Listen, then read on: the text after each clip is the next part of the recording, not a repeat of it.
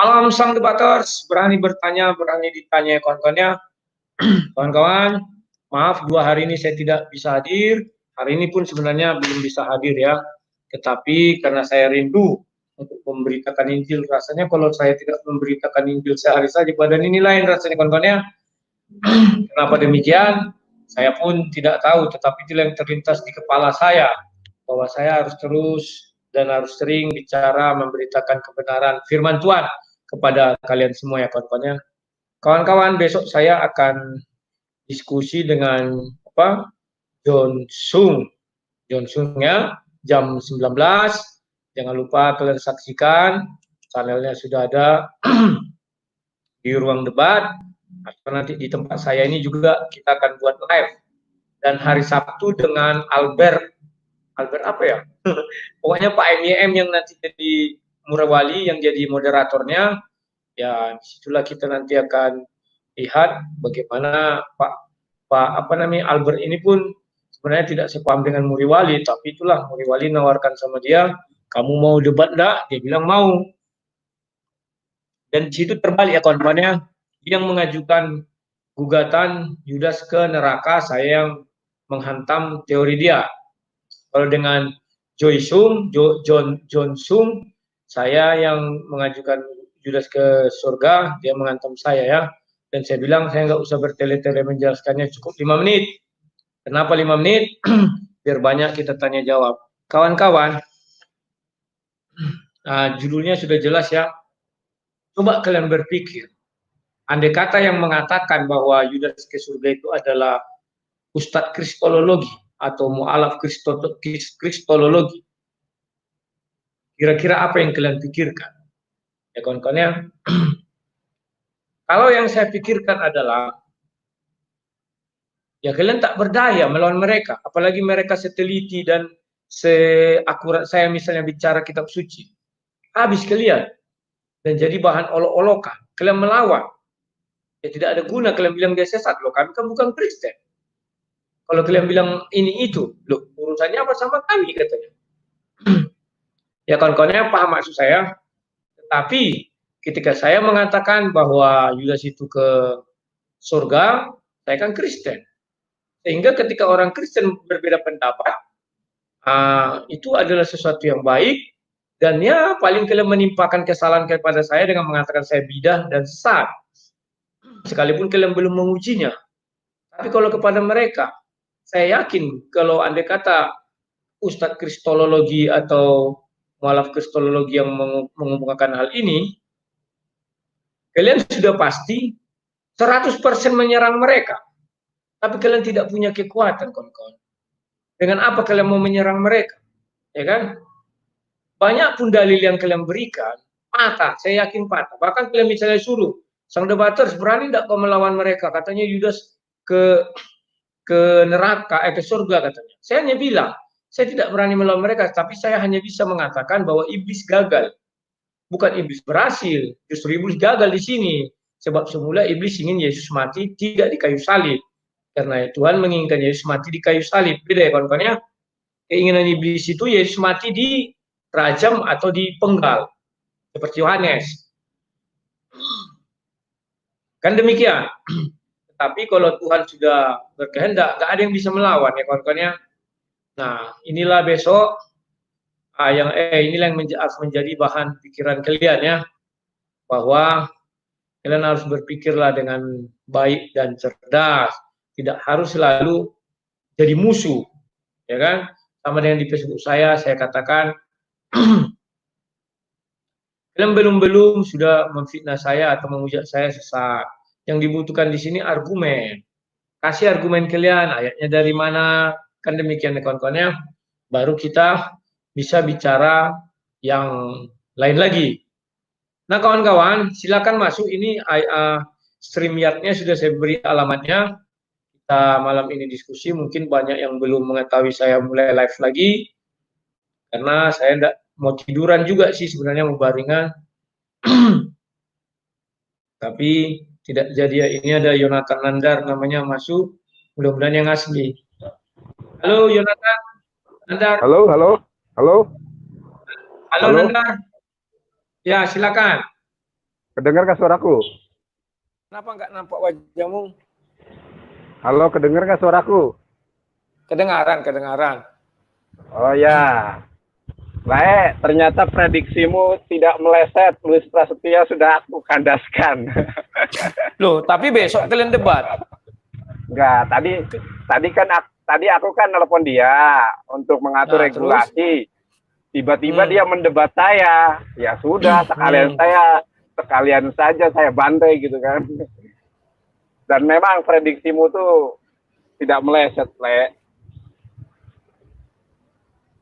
Halo, suaranya kurang jelas. Prediksimu Halo, itu gimana? tidak meleset. Gitu. Ya, jadi Tapi kan, aku tambah semangat aja. ya maksud bukan penentuannya besok, bukan tadi. Tadi anggap aja lah masih pemanasan. Bisa jadi dia hanya mau melihat bagian mana sisimu lemah, kan bisa aja. Setidaknya aku sudah memberikan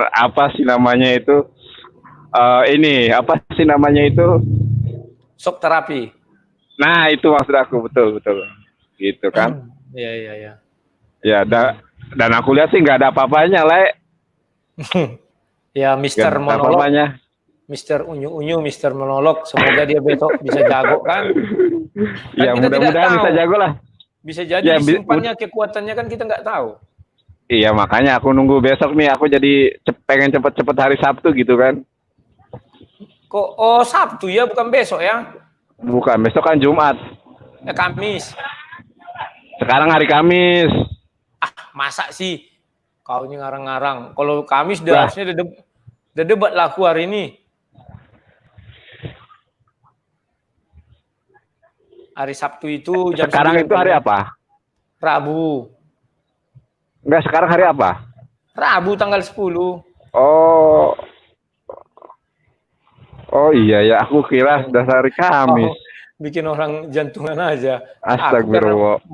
Astagfirullah. Oke, gitu aja. Nandar bala-bala.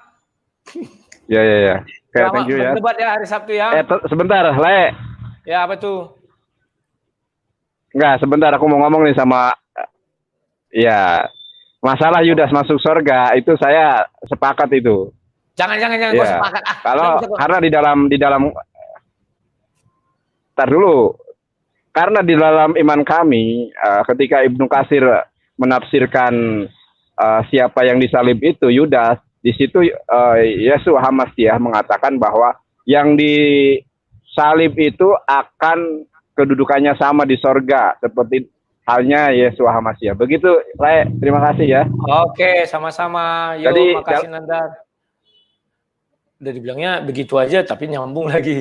Makasih Nandar ya, Nandar bala-bala. Besok dia debat hari Sabtu ya sama Mister Unyu-Unyu. Saya memprediksi kalau secara penguasaan materi, Nandar lebih menguasai. Kenapa? Dia terbiasa bukan hanya monolog, tapi dua arah. Sementara si Unyu-Unyu, dia kan biasa monolog. Tadi orang ini saya lihat debat tidak ada nampakkan wajah. Masa setan lawan setan? Kalau bisa besok tampakkan wajah aja. Biar orang bisa melihat mimik muka kalian. Yang pertama. Yang kedua, kalau kelihatan kalian membaca sesuatu ya nggak masalah. Santai aja, itu sah-sah saja dalam perdebatannya. Oh iya, lupa aku nanya si Nandar kok nggak dibaptis. Ya kawan-kawannya. Nandar bala-bala gara-gara kau lah lupa aku. Ya sudah nggak apa-apa. Hari Sabtu ini mereka debat. Kalau menurut kitab suci harusnya si Mister Unyu-Unyu yang menang. Karena dia menunggangi keledai. Keledai itu kan hewan yang bodoh tapi mau jadi kuda nggak bisa. Ya kerjanya angkat barang tapi malas, lambat ya kan. Harusnya dia yang menang, kita doakan ya. Tetapi kalau prediksi saya secara logika, saya nggak tahu apakah dia nanti mampu ya mematahkan Nandar. Kalau saya sih gampang aja itu. Karena Nandar itu aja juga kan. Dipaksa-paksakan. Biar ada, biar tidak. Ya kawan-kawannya. Ayo kawan-kawan silakan masuk. Kita diskusi lagi. Sudah berapa hari kita tidak diskusi. sepertinya lama-lama kita, ada satu kawan-kawannya, kalian kenal Dr. Welly apa tadi namanya? Dia tunggu, Welly, dia itu kepala STT di Jakarta dekat Gatot Subroto katanya sih, Welly Anden Solang, ya kan? Inilah saya bilang, kalau orang-orang hanya ingin doktrinnya dibenarkan, akhirnya senjata makan tuan ya kawan-kawannya. Dia membuat sebuah cerita kemarin bahwa Yudas tidak ikut perjamuan kudus. Dengan memberikan argumen yang mantap lah kalau kita orang awam melihatnya, bahasanya bahasa Yunani. Tapi saya bilang, saya komentaris itu. Pak Pendeta, Pak Doktor, belajar lagi lah. Aku bilangnya, begini kawan, dia tidak mengerti makna Yohanes 13 ayat 18. Dia mengatakan bahwa Yudas tidak ikut perjamuan. Kan demikian ya kawan ya. Kita buka dulu ini, saya bukakan dulu ya. Saya berbagi layar dulu.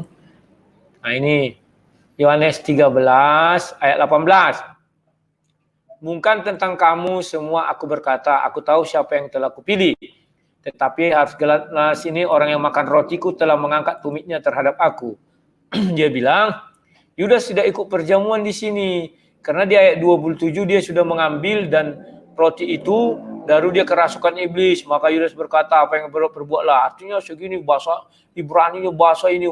Tinggi kali bahasa-bahasanya kawan-kawannya. Jadi saya bilang, Pak Pendeta, Anda baca ayat 18 itu dengan baik dan benar. Di situ dikatakan makan rotiku. Nah ini ya kawan-kawannya, rotiku. Ku ini di siapa? Ya kan? Ayat 19. Karena Yesus yang berbicara, maka ku ini adalah Yesus. Maka roti Yesus itu apa? Kan itu dia bilang, roti Yesus itu kan roti tak berbagi. Memang semua roti tak berbagi pada malam Paskah itu. Mana ada roti pakai mentega, saya bilang kan. Sambil bercanda ya. Nah, Yohanes 6 kan sudah dibilang, Yesus memperkenalkan sebuah roti baru. Apa namanya? Akulah roti hidup, kata Yesus ya. Yohanes 6 ayat 48.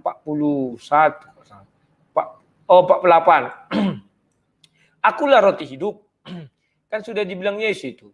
Nenek moyangmu telah makan nana di padang gurun dan mereka telah mati. Jadi roti itu ada juga roti namanya punya nenek moyang itu, orang itu, itulah roti tak beragi itu ya.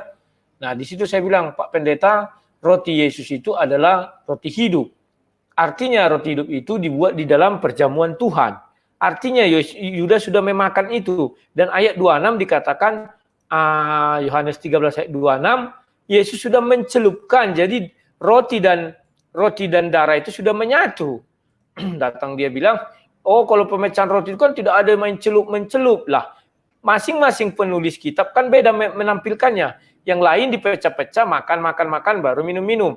Nah Pak Pendeta merujuk Yohanes 13 ini untuk menggugurkan Yudas ikut perjamuan. Nah, kan ini saya sudah berkata dengan yang mengambil roti, mencelupkannya, memberikannya kepada Yudas. Artinya Yesus sudah ada roti, sudah ada anggur. Jadi Pak Pendeta, belajar lagi lah saya bilang kan. 2-3 hari dia masih tetap kekeh ya. Datanglah kamu ke tempat saya, dibalasnya juga. Nah, kalau habis PSBB ini, habis corona ini saya akan datang. Saya bilang kan, rupanya tadi sudah hilang Yudas tidak ikut perjamuan itu sudah di take down-nya videonya itu. Mungkin dia diingatkan kawan-kawannya. Pak Pendeta betul Yudas sudah makan roti itu kan gitu. Oke, ini sudah ada namanya Reinhard Ra. Ra ini apa? Raharja? Gak bisa Raja baca buku, Pak. sini Reinhard. Oh, Aritonang. Silakan Aritonang. Sebelumnya Pak, gini Pak, saya mengucapkan terima kasih dulu kepada Bapak. Silakan. Makasih ya. Sama-sama. Jaga kesehatan dulu Pak. Sebelum saya bertanya. Boleh. Di sini Pak. Di sini saya mau nanya Pak. Ya. Kan di Alkitab kita kan ada perjanjian lama sama perjanjian baru. Ya. Nah, yang saya mau nanyakan itu ada perubahan perjanjian kah atau ada penambahan perjanjian? Nah, jika ada perubahan perjanjian antara perjanjian lama dan perjanjian baru, berarti janji Tuhan bisa berubah. Nah, jika ada penambahan atau bagaimana, Pak? Baru yang kedua, Pak. Baru yang kedua, saya mau ke Kejadian 2 ayat 8. Kejadian 2 ayat 8. Iya, Pak. Tunggu ya. Sebentar. Kejadian 2. Salah. Kejadian 2. Apa di situ dibaca? Aku bacakan atau kau yang bacakan? Kamu lah ya. Bapak aja yang bacakan. Karena saya menggunakan handphone, jadi enggak, baca di layar. Oh ya, oke, saya bacakannya. Itulah enaknya kalian yang membacakan. Padahal kerongkonganku itu berlendir. Maaf ya. Selanjutnya Tuhan Allah membuat taman di Eden. Iya, Bang. Di sebelah timur. Disitulah tempatkannya manusia yang dibentuknya. Terus? Nah, di sini Pak, saya mau nanya. Kan awal mulanya manusia itu kan berdosa di sini kan, Pak? Nah, yang saya mau nanyakan itu, kenapa iblis itu tahu bahwa manusia akan ditempatkan di situ, Pak? Apakah iblis sama Tuhan itu sama-sama satu tubuh, makanya iblis itu tahu bahwa manusia itu akan ditempatkan di situ sehingga dia berdosa. Oh, gitu. Mantap. Itu aja. Nah, jadi baru saya ini mau saya bertanya, Pak. Saya dari Pekanbaru, Pak. Saya sekarang di Pekanbaru nih. Di mana? Di Bango Sakti, Pak. Jalan Bango Sakti Panam, Tampan. Oh, ya aku dulu lama di Pekanbaru 2004 sampai 2011. Iya, Pak. Saya mahasiswa, Pak, Universitas Riau. Oh, mantap. Aku dulu di Simpang Brimo, pas simpang itu. Terus? Iya. Nah, itu saya mau nanya. Nah, itu loh, Pak. Nah, di Duri Bapak mananya, Pak? Oh, Jengkol. Oh, Jengkol. Oh, ya, Pak. Nah, itu aja lah, Pak, yang saya mau nanyakan, Pak. Karena saya agak bingung tentang pertanyaan itu. Oke, pertanyaan apa? Nanti kau bisa ulang ya. Oke, aku jawab dulu ya. Yang pertama, jadi aku yang lupa. Yang pertama apa tadi kau tanyakan, Dek? Yang pertama itu kan, Pak, perjanjian lama sama perjanjian baru. Apakah ada penambahan perjanjian atau ada perubahan perjanjian? Ya. Perjanjian lama dengan perjanjian baru ya. Kalau kita baca Alkitab situ, Yesus mengatakan, saya tidak akan mengurangi seiota pun dari hukum Taurat. Tetapi Yesus datang untuk menggenapi. Apa maksudnya penggenapan? Begini loh saya ajari ya. Pada mulanya Allah menciptakan Adam itu sepasang dengan Hawa, ya kan? Maka keinginan Tuhan mereka menikah, artinya sepasang, tidak dibuatkan Adam dan Hawa 1, Hawa 2, Hawa 3, Hawa nafsu, ya kan? Maka terjadilah penyimpangan di mana Raja Salomo, Daud dan lain-lainnya itu banyak-banyak istrinya setelah si Abraham ya. Maka Yesus datangkan mengulangi itu, ya kan? Matius 19 dibilang Yesus, apa yang dipersatukan dalam nama Allah tidak bisa diceraikan manusia. Mereka bukan lagi dua, melainkan satu. Artinya, apa yang belum digenapi di sana, digenapi Yesus lagi atau diulang lagi dengan penegasan. Demikian juga ketika orang bilang zina, Yesus mengatakan, matamu memandang dan menginginkannya. Ada kalimat menginginkannya, bukan mandang aja. Ya, kenapa dari keinginan itu timbullah niat jahat. Nah, itu kan digenapi juga. Banyak hal-hal yang digenapi Yesus. Jadi perjanjian baru hanya ditambahkan dengan jalan keselamatan. Penebusan dosa itu dengan kematian Yesus di kayu salib. Karena di perjanjian lama kita mengenal hukum Taurat hanya untuk mengenal dosa. Ya. Nah, kemudian hukum Taurat itu pada zaman awalnya tidak diberi hukuman atas dosa itu. Setelah hukum Taurat Musa menetapkan hukum atas pelanggaran hukum Taurat. Contoh, nyawa ganti nyawa, gigi ganti gigi, mencuri penggal tangan, potong tangan, dan sebagainya. Maka di dalam hukum Taurat perjanjian lama tidak ada jalan keluar atas dosa. Nah, ini yang berbeda. Setelah Yesus datang, kita dikasih jalan keluar atas dosa kita. Orang yang harusnya nyawa ganti nyawa, gigi ganti gigi, sekarang tidak lagi. Bahwa kematian itu bukan sebuah yang sia-sia dan orang kan dibuat di situ bahwa kasih karunia Tuhan lagi. Maka orang sudah mulai bisa diampuni dan orang punya jalan keluar atas dosa-dosanya. Kalau dulu kan pembunuh tak punya jalan keluar, langsung dibunuh. Maka Rasul Paulus kan bernasib dia tidak dibunuh tapi bisa bertobat. Ada namanya pertobatan, ya kan? Itulah perjanjian barunya. Perjanjian baru itu apalagi sudah dimateraikan dalam perjamuan kudus. Maka ada beberapa pendeta demi mematahkan argumen saya, mereka menghina perjamuan kudus ini. Contohnya John Sung, sebentar ya, atau perjamuan Tuhan ya. John Sung itu bilang, perjamuan Tuhan tidak membawa kita ke surga katanya. Jadi seolah-olah yang dicakkan Yesus itu hanya omong kosong kan. Kan begitu kawan-kawannya. Inilah yang saya sering katakan hanya untuk mematahkan apa yang saya bilang, mereka rela mengorbankan diri kepada yang namanya kesesatan. Ya kan? Nah, banyak lagi orang-orang yang tidak paham bagaimana kedatangan Yesus, apa yang diperbaharui. Yang paling diperbaharui adalah kasih karunia. Andai kata kita hidup seperti zaman dulu-dulu, kita kan tidak akan selamat ke surga. Bagaimana kita selamat ke surga? Zaman dahulu Tuhan langsung yang memilih si anu ke surga. Paham ya?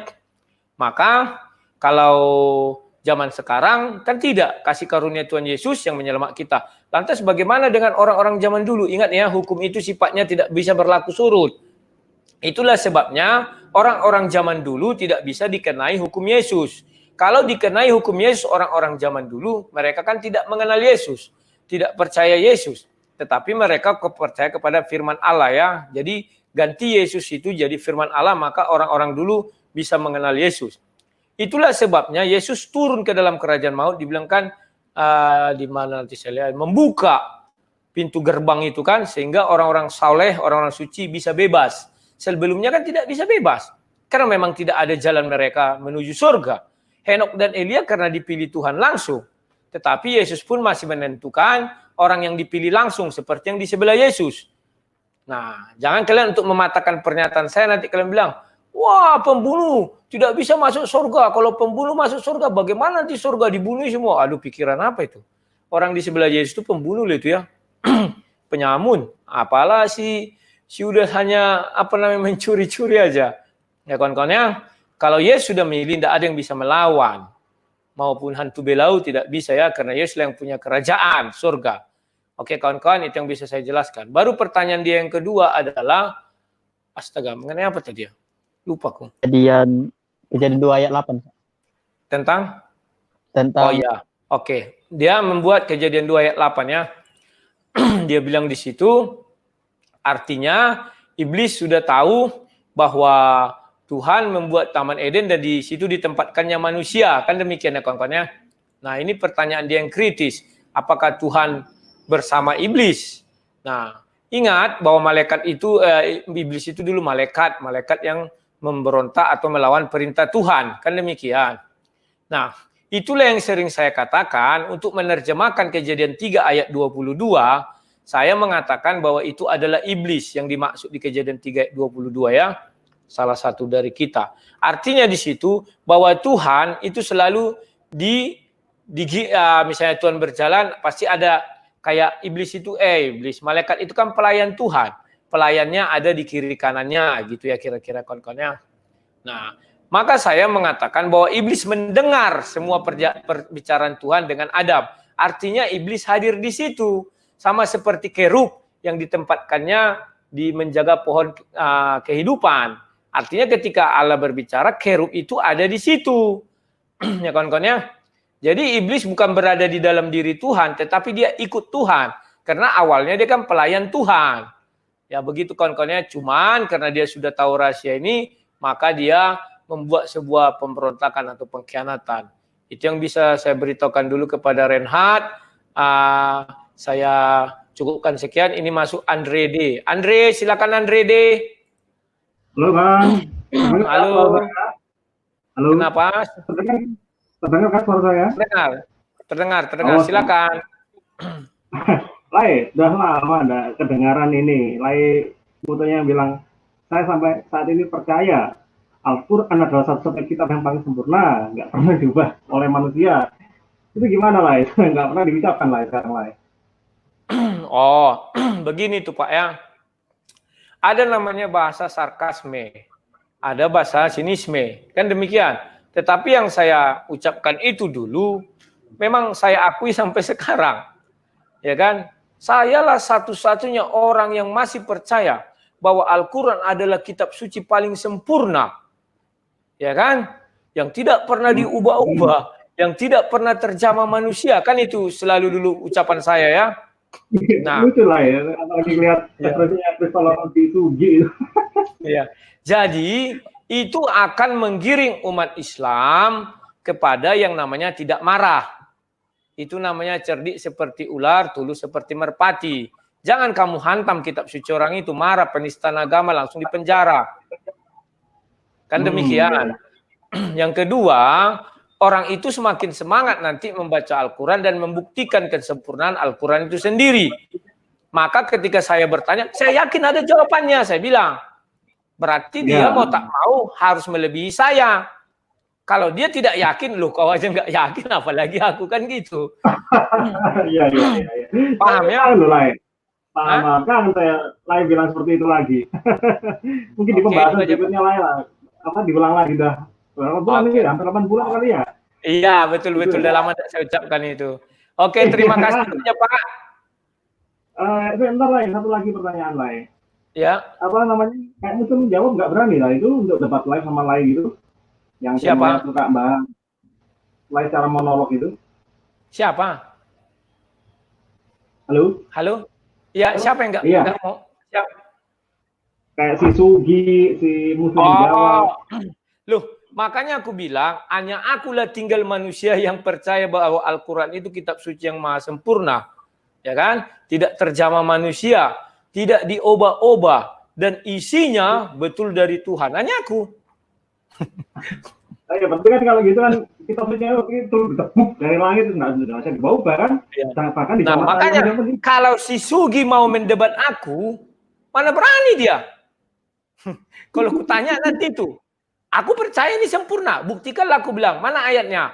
Datang dia, ya nggak ada Masa dia nggak percaya berarti dia sudah menista agamanya sendiri. Aku aja yang bukan agama Islam percaya, kan itu ngerti maksudnya ya? Jadi mereka ini takut berdebat sama aku karena aku itu bermain kata-kata itu cantik. Iya, saya itu perlu banyak belajar lain ini. Oke Pak ya, gitu aja ya. Oke, siap-siap lain. Oke, makasih. Yuk, makasih. Rotua masuk. Akhirnya kita jumpa ya lewat StreamYard ini ya. Suaramu belum keluar, suara.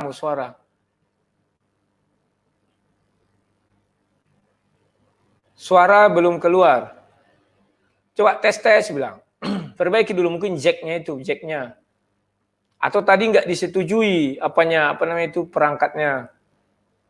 Pertama masuk StreamYard itu kan ada itu coba dulu suaranya. Rotua, kamu sambil memperbaiki suara, aku masukkan dulu yang lain ya. Maaf ya. Santai. FZ, silakan FZ. Halo, Bang. Ya, halo, silakan. Bang. Ya, silakan. Sehat, Bang? Sehat. Enggak sehat 100%. Sudah mendingan.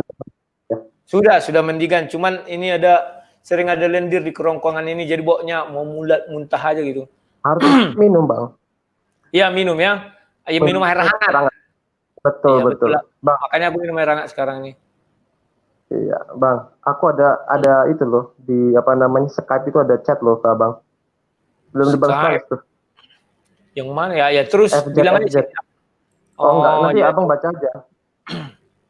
Bang, ini mau Mas Yudas itu percuma, Bang. Kita mau debat sama si kaum teolog gak bakal menang, gak bakal ketemu, diputer-puter aja itu.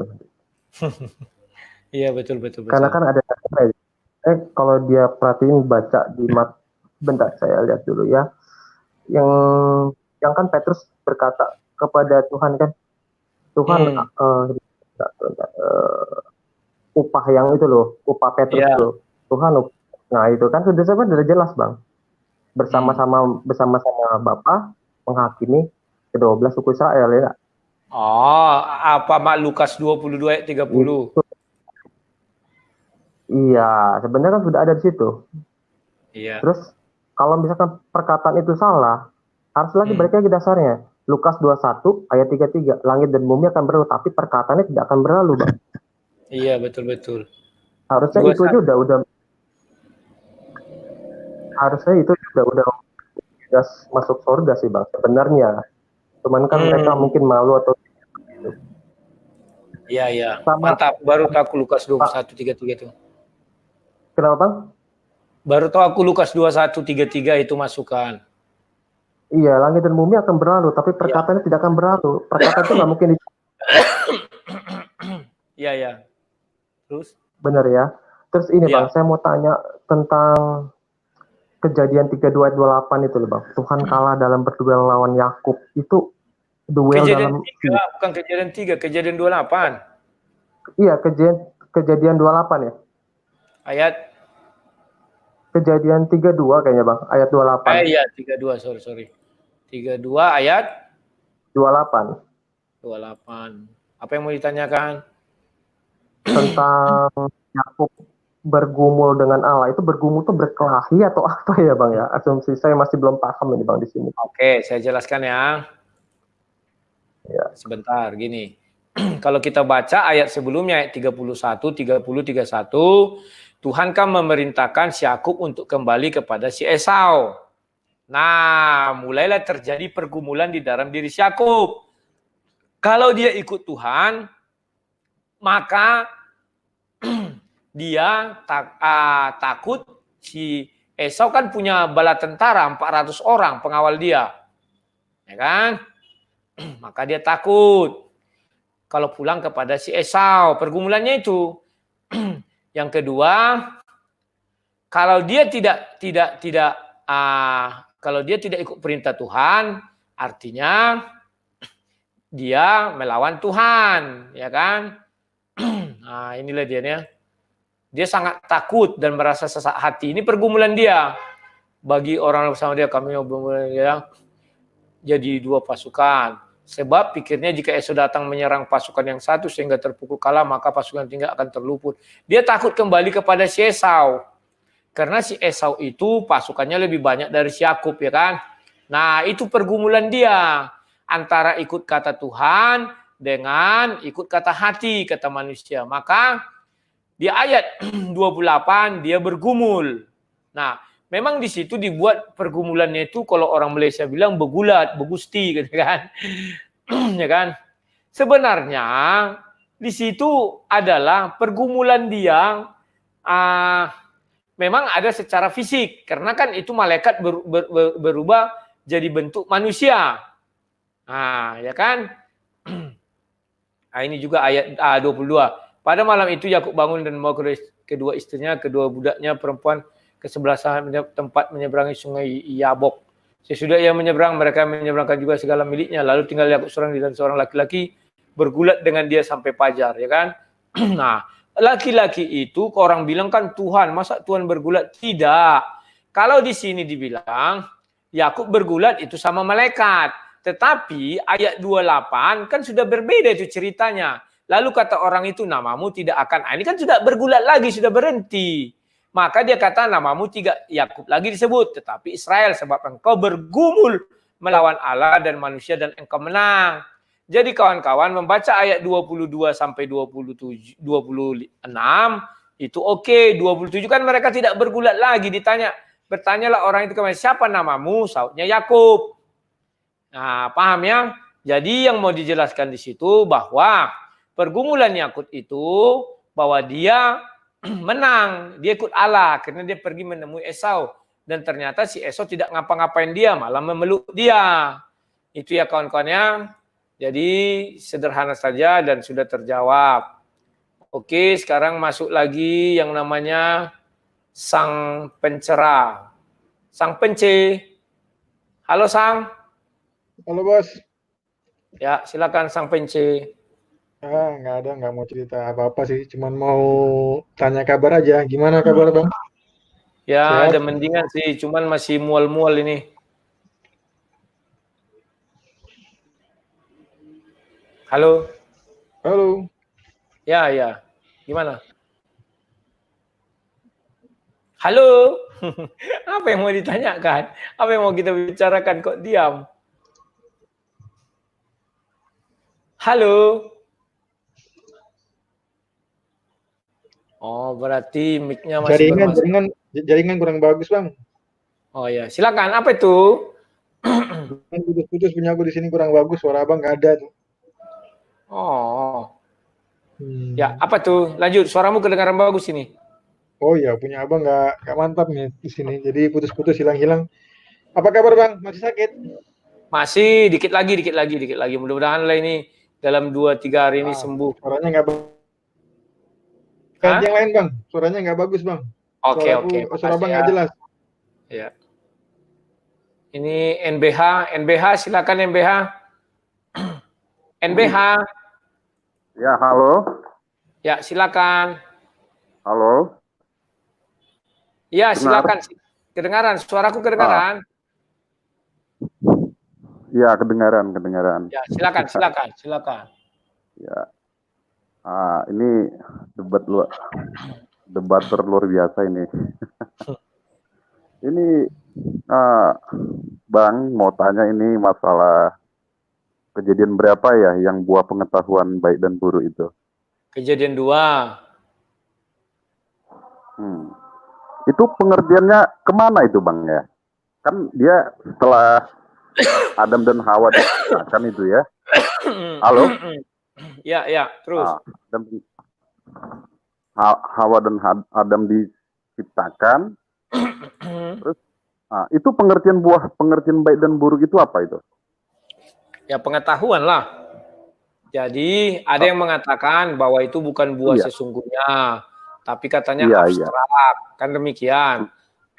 Kalau abstrak tidak akan dikatakan Tuhan menciptakan pohon, kan demikian. Memang kalau kita pikir kok aneh, masa makan buah langsung cerdas? Ya itulah yang dibuat Tuhan, mana bisa kita larang-larang Tuhan, kita perintah-perintah Tuhan kan? Iya, jadi ada terbersit gitu ya. Kayaknya dia arahnya karena Adam dan Hawa tadi Hawa lah ya, mendengarkan firman yang baik, jangan makan tuh buah di tengah taman. Terus yang si iblis firman buruk, dia katakan makanlah buah itu katanya, agar artinya kan yang direalisasikan oleh Hawa manusia ya itu firman yang buruk ya. Jadi artinya buah pengetahuan yang baik dan buruk. Maka buah yang buruk itu mereka ini imani lah ya, lakukan lah ya. Akhirnya mereka ya memilih buahnya itu adalah yang buruk, maka jatuh ke dalam dosa. Dalam hal ini ya hak kebebasan ya. Kira-kira kalau ke situ gimana itu? Ya, Bang. Nah, begini, bahwa pada mulanya Allah menginginkan Adam dan Hawa itu memperoleh pengetahuan yang baik dan buruk itu dari Allah. Maka pengetahuan pertama yang diberikan kepada si Adam itulah Kejadian 2 ayat 17. Kalau kau makan pohon ini, kau akan mati. Kalau tidak kau makan, berarti hidup selama-lamanya, kan gitu. Nah, iblis, itulah pertanyaan pertama, kok bisa iblis tahu, kan demikian ya. Mungkin iblis waktu itu ikut sama Allah, kan iblis ini pelayan Tuhan. Mungkin didengarnya, dia curi-curi dengar, makanya dibilang di kitab suci itu bahwa iblis itu mencuri dengar dan mengambil, ya kan, doa-doa kita, ucapan-ucapan Tuhan diputarbalikkannya semua kan. Nah, mungkin dia sudah mencoba buah itu dan dipraktekkannya kepada si Hawa lebih dahulu, bukan si Adam. Iya.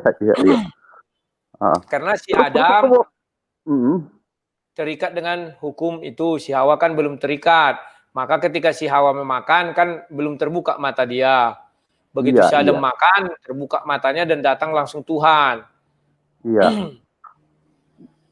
Terus kayaknya ada sebuah pesan ya, kayaknya itu karena si manusia itu mendengarkan gak baik, maka berbuah jahat. Terus dan mereka apa pesannya gitu kira-kira ya? Kayaknya pesannya kok mereka tiba-tiba mengetahui telanjang dan malu gitu. Ada malunya ya?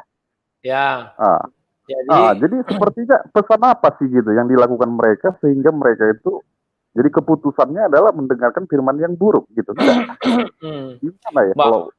Kalau menurut ayat ini Pak, berarti yang pertama kita bisa katakan mereka sudah dewasa.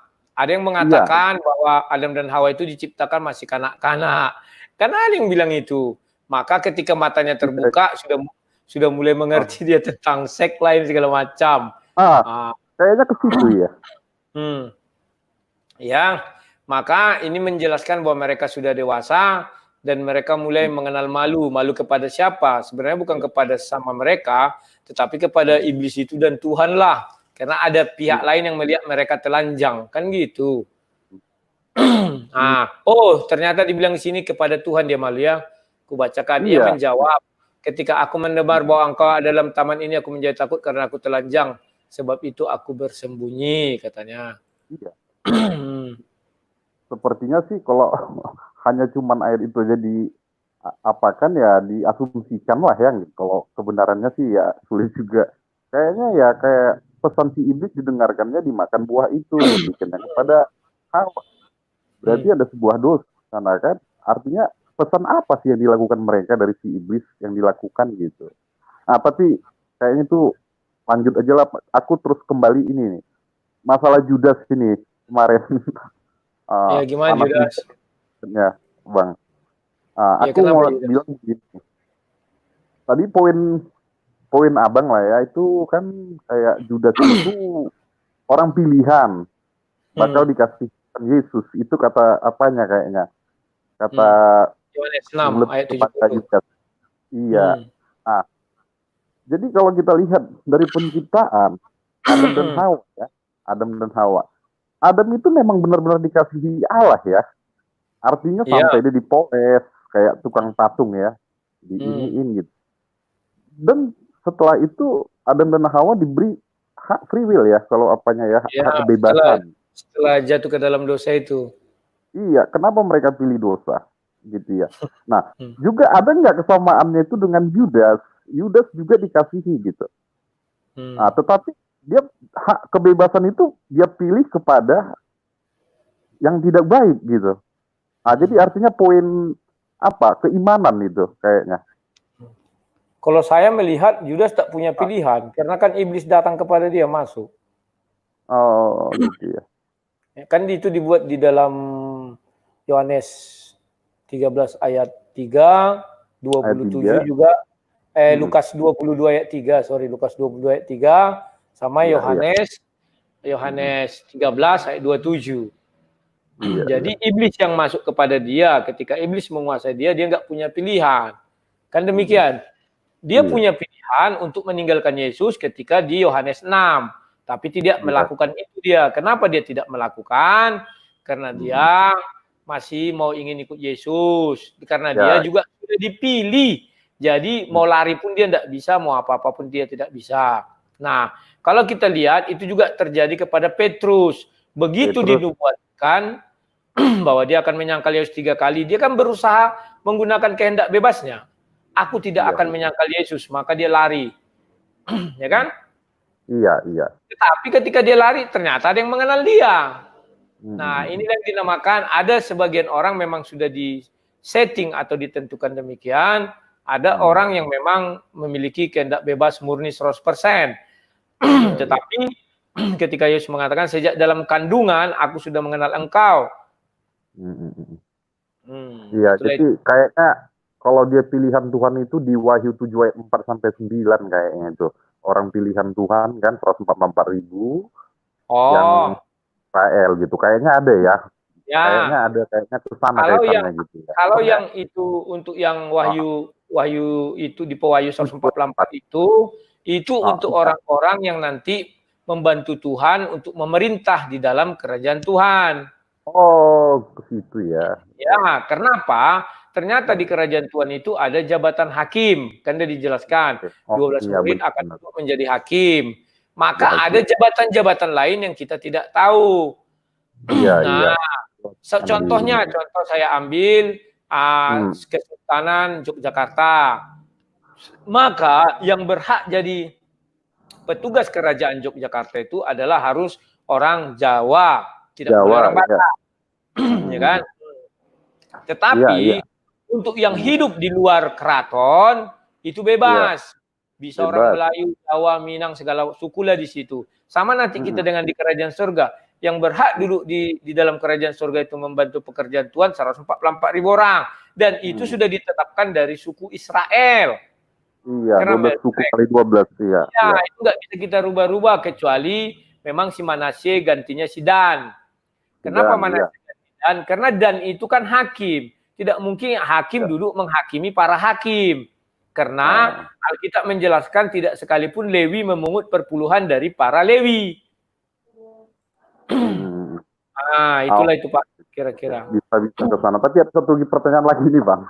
Silakan Pak. Ini Bang, masalah ini Bang, aku jadi ada rancu sedikit nih untuk terjemahkannya gitu. Di Kejadian 1 ayat 26 sampai 27 ya, dan 27 ya, itu masalah penciptaan. Lalu saya nggak lihat Alkitab nih, tapi lengket di memori saya ya. Lalu Allah berkata, sebaiklah kita menciptakan menurut manusia menurut gambar dan rupa kita, katanya ya. Nah, di ayat 27, lalu Allah menciptakan manusia itu menurut gambar dan rupa Allah. Seperti itu ya. Nah, kalau kita apakan ya, apalah istilahnya ya, kalau kita maknakan ke arah mana ini firman?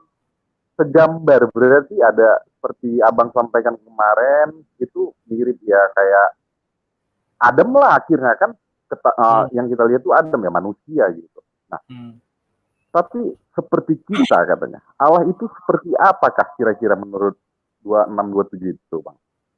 Nah, ya kan sudah dibilang di situ bahwa baiklah kita menjadikan manusia serupa dan segambar dengan kita. Ya maka kita lihat aja Adam yang diciptakan, bahwa ada yang diciptakan itu pertama tunggal, karena Allah itu esa tunggal. Nah, di dalam ketunggalan si Adam dia diciptakan laki-laki, karena laki-laki tidak melahirkan, tidak beranak, tidak diperanakkan. Katanya kan demikian. Sesudah itu, di dalam diri si Adam ada tubuh si Adam, ada roh si Adam, dan ada suara si Adam. Gak ada hal lain, hanya itu. Maka untuk kita di dalam Kejadian 1 ayat 26 itu merujuk pada Kejadian 1 ayat 1 sampai 3. Di situ ada Allah, ada roh Allah, dan ada firman Allah. Makanya Adam diciptakan seperti itu. Ada tubuh si Adam, ada roh si Adam, ada suara si Adam. Jadi kira-kira begitu itu Pak. Oh gitu. Iya. Oke Pak. Ada lagi nih sambungannya nih guys. Banyak kali nanti Pak. Besok lagi Oke lah. Oke Bang, makasih Bang. Maju terus Bang.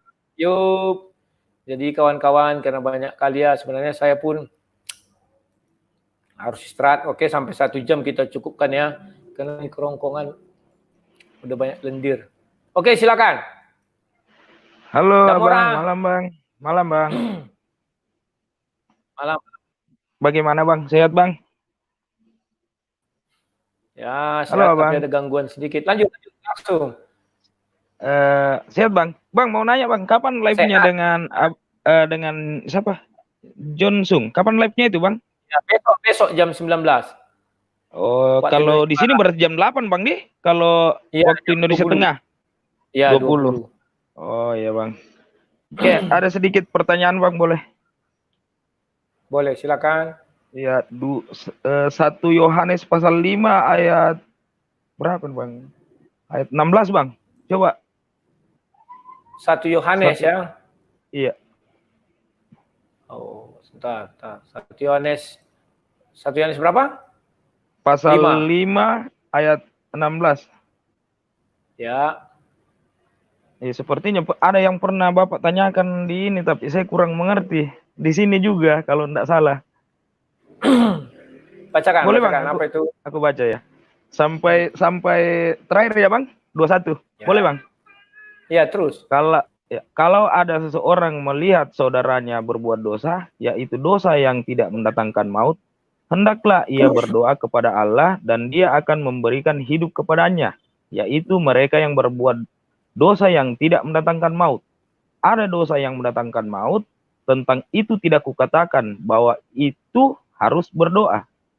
Semua kejahatan adalah dosa, tetapi ada dosa yang tidak mendatangkan maut. Kita tahu bahwa setiap orang yang lahir dari Allah tidak berbuat dosa. Tetapi dia yang lahir dari Allah melindunginya dan sejahat tidak dapat menjamahnya. Kita tahu bahwa kita berasal dari Allah dan seluruh dunia berada di bawah kuasa sejahat.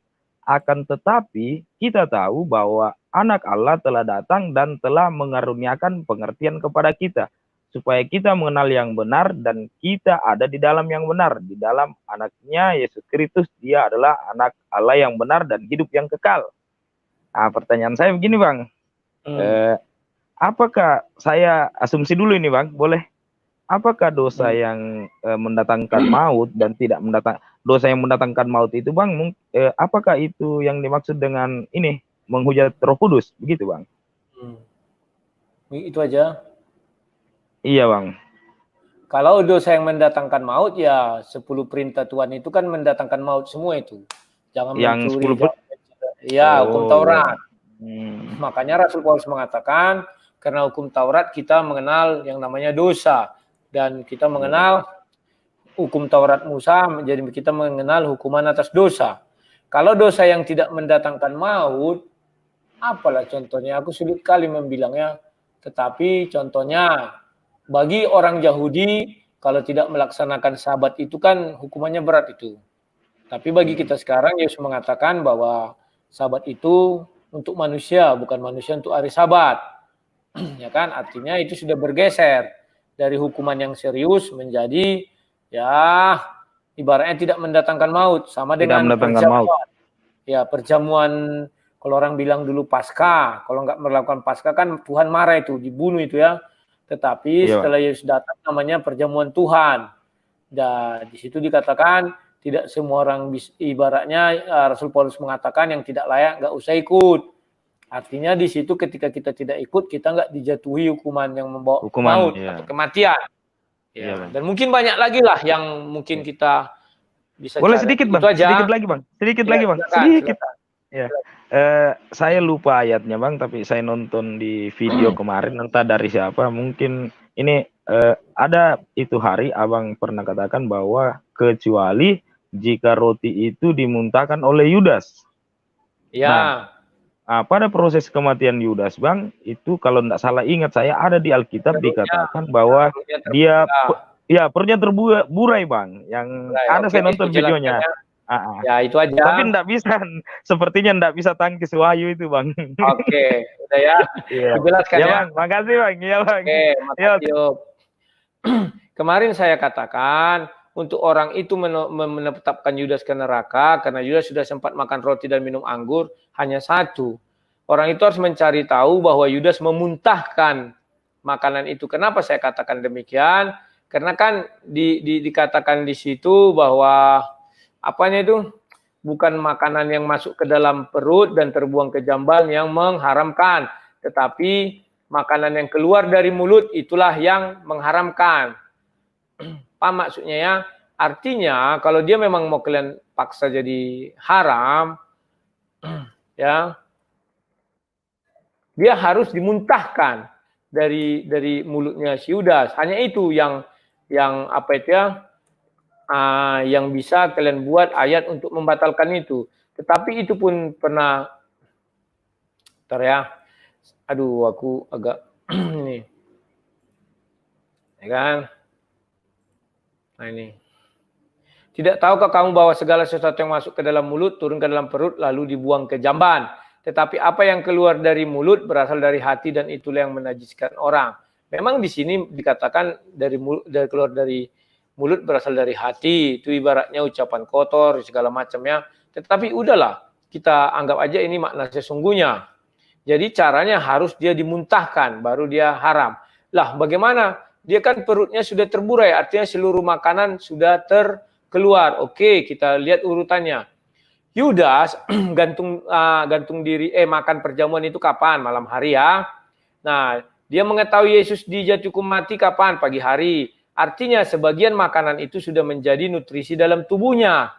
Tidak lagi menjadi makanan, tetapi sudah menjadi, karena lebih dari berapa? 6 jam, 10 jam, 12 jam lah kita bilangnya.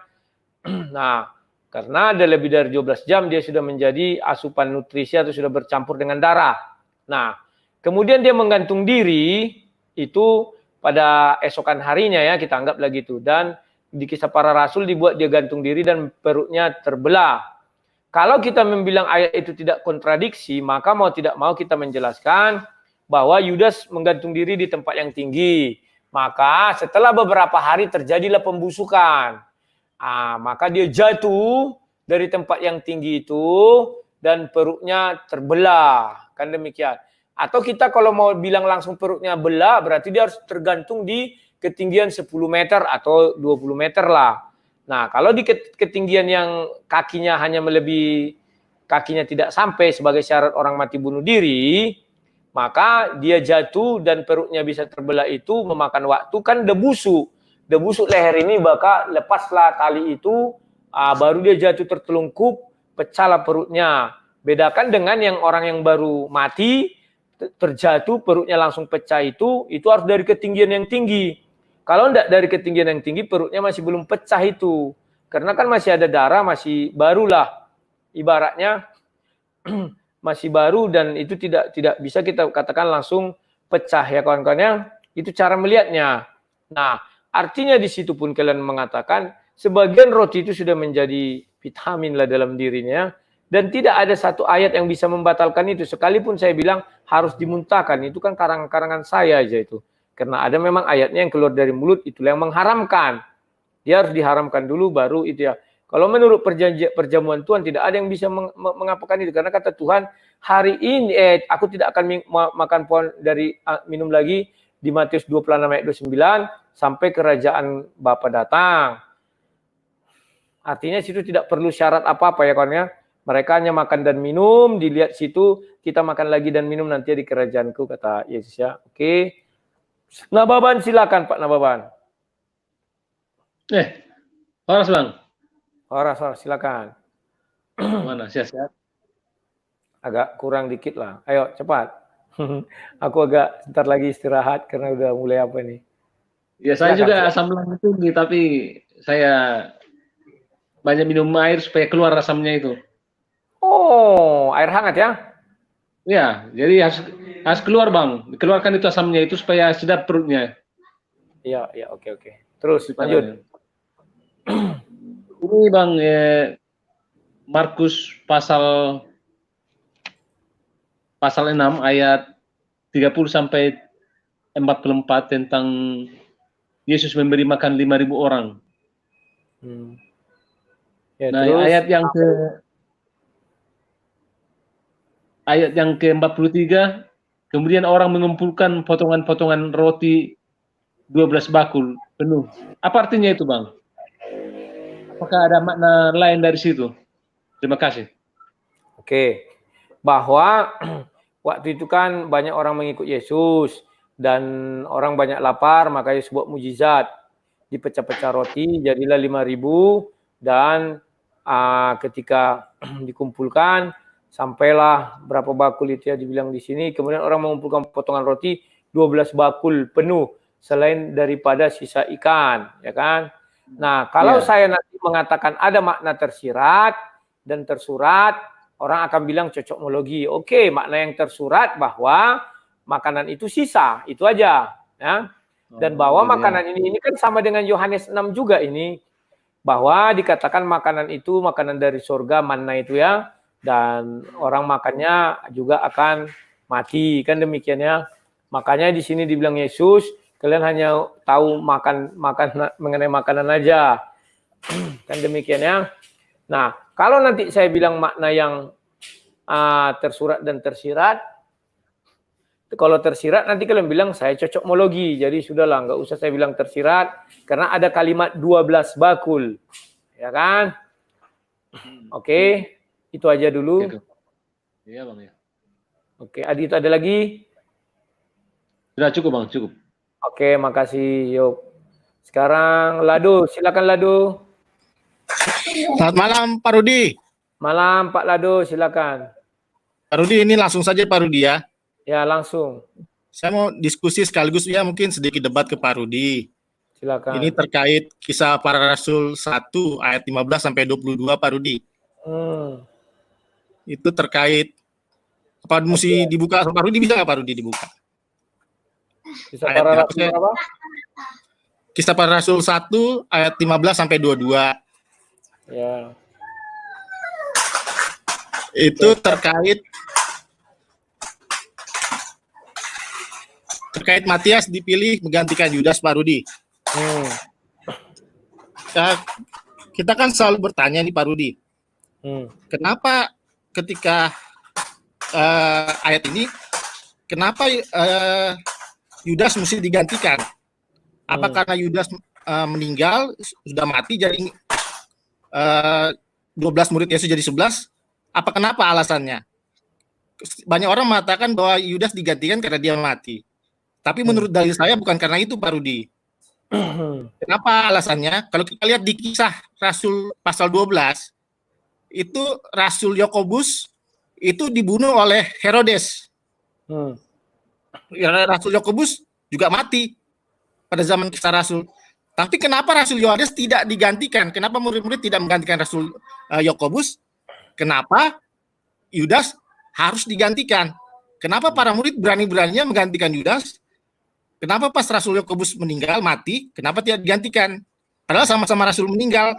Berarti ada yang tidak beres, ada yang salah dengan kematian Yudas. Makanya dia digantikan. Kalau mau konsisten, Rasul Yakobus juga harus digantikan dong, karena dia kan mati di Kisah pasal 12. Ini logikanya. Ini kalau kita mengatakan demikian. Nah, menurut saya Yudas digantikan itu data dari para murid itu adalah kitab suci, firman Tuhan. Kita bisa lihat di ayat 16, Pak Rudi. Ini dasarnya mengapa Yudas digantikan. Petrus kan berkata, tetap ayat 16. Kisah Rasul 1, Pak Rudi. Ini Kisah Rasul 12 tentang Yakobus tadi yang saya jelaskan. Yakobus kan mati. Kenapa nggak digantikan dia? Kenapa nggak dicari penggantinya? Kenapa Yudas digantikan? Kita lihat di Kisah Para Rasul 1 ayat 16. Ini alasannya. Saya bacakan Pak Rudi ya. Hai saudara-saudara, haruslah kitab suci yang disampaikan Roh Kudus dengan perkataan Daud tentang Yudas, pemimpin orang yang menangkap Yesus itu. Dahulu ia termasuk bilangan kami dan mengambil bagian di dalam pelayanan ini. Jadi para murid menggantikan Yudas berdasarkan firman Tuhan itu pasal ayat 16. Ada ayat Alkitab, ada ayat firman Tuhan di Perjanjian Lama yang menyatakan bahwa nasib Yudas, akhir Yudas itu ditentukan, yaitu berdasarkan Roh Kudus melalui perantaraan Daud. Itu berarti kita bisa lihat yang mana ayatnya. Itu ayatnya di ayat ke 20, Pak Rudi. Di ayat 20. Ayat 20 dikatakan tadi Kisah Para Rasul. Kisah Para Rasul 1 ayat 20 tadi, Pak Rudi. Dikatakan sebab ada tertulis dalam kitab Mazmur, biarlah perkemahannya menjadi sunyi dan biarlah tiada penghuni di dalamnya, dan biarlah jabatannya diambil oleh orang lain. Jadi alasan kenapa Yudas diganti, karena ada ketetapan Allah terkait nasib Yudas, terkait akhir Yudas, yaitu kita lihat di kitab Mazmur. Nah, kitab Mazmurnya yang ditunjuk oleh Petrus ini adalah Mazmur 69, Pak Rudi, yang perkemahan ini, Pak Rudi, Mazmur 69 ayat 25. Kita buka Mazmur 69. 69. Ya, ini yang dirujuk sama Petrus di Kisah Para Rasul. Petrus merujuk ayat ini, ayat firman Tuhan yang menjelaskan nasib Yudas, menjelaskan akhir hidup Yudas. Lihat ya Pak Rudi, biarlah perkemahan mereka menjadi sunyi. Perkemahan mereka sini di Kisah Para Rasul dikatakannya karena Rasul Petrus hanya fokus pada Yudas, tetapi sebenarnya biarlah perkemahan mereka itu termasuk Yudas juga di mereka ini. Jadi saya meminjam istilah dari Rasul Petrus, saya baca, biarlah perkemahan mereka itu Yudas menjadi sunyi. Dan biarlah kemah Yudas tidak ada penghuninya. Nah, pertanyaan ini maksudnya apa? Mengapa kemah Yudas, mengapa perkemahan Yudas sunyi dan tidak penghuninya? Itu jawabannya ayat 27, Pak Rudi. Kan mengapa jawabnya sebab. Ayat 27, Pak Rudi. 69 ayat 27, tolong dilihatkan. Ya, ini. Sebab, kenapa perkemahan Yudas sunyi? Mengapa perkemahan Yudas tidak ada penghuninya? Sebab Yudas mengejar orang yang kau pukul. Yang kau pukul itu Yesus pasti. Mereka menambah kesakitan orang-orang yang kau tikam. Orang yang dipukul dan ditikam itu adalah Yesus Kristus. Nah, akibat mereka, dalam hal ini Yudas mengejar dan memukul orang yang ditikam, itu konsekuensinya ayat 28 dan 29. Jadi, tambahkanlah salah kepada salah mereka. dan janganlah sampai engkau membenarkan mereka. Biarlah mereka, saya bisa kata ganti Yudas ini, biarlah mereka dalam hal ini juga Yudas dihapuskan dari kitab kehidupan. Janganlah mereka tercatat bersama-sama dengan orang-orang yang benar. Ini saya nggak asumsi Pak Rudi. Tadi di Kisah Rasul 1 ayat 16 kan Rasul Petrus mengatakan, biarlah genap seperti yang tertulis di kitab suci tentang Yudas, yaitu pemimpin orang yang menangkap menyerahkan Yesus. Jadi konteks ayat ini berbicara tentang Yudas sebagai orang yang menangkap dan menyerahkan Yesus. Jadi istilahnya itu di sini ada alasan mengapa perkemahan Yudas sunyi. Terus kemudian apa akibatnya? Yang terakhir adalah dibilang biarlah namanya dihapuskan dari kitab kehidupan. Itu sama saja mengatakan tadi Rasul Petrus, dahulu dia termasuk bilangan kami. Berarti dahulu dia dipilih Tuhan, dahulu dia masuk dalam kitab kehidupan. Tetapi sekarang tidak lagi. Itu sejalan paralel dengan tadi ayat yang 28, biarlah namanya yang dahulu ada di kitab kehidupan, sekarang dihapuskan. Ini adalah firman Tuhan oleh Roh Kudus kepada Daud yang menceritakan tentang Yudas, akhir hidup Yudas. Gimana Yudas? Saya tidak asumsi, Pak Rudi. Ini adalah konteks dari Kisah Para Rasul 1 ayat 16 tadi. Jadi, kenapa Yudas dipilih? Kenapa Yudas digantikan? Bukan karena Yudas mati. Rasul Yakobus mati, kenapa nggak digantikan?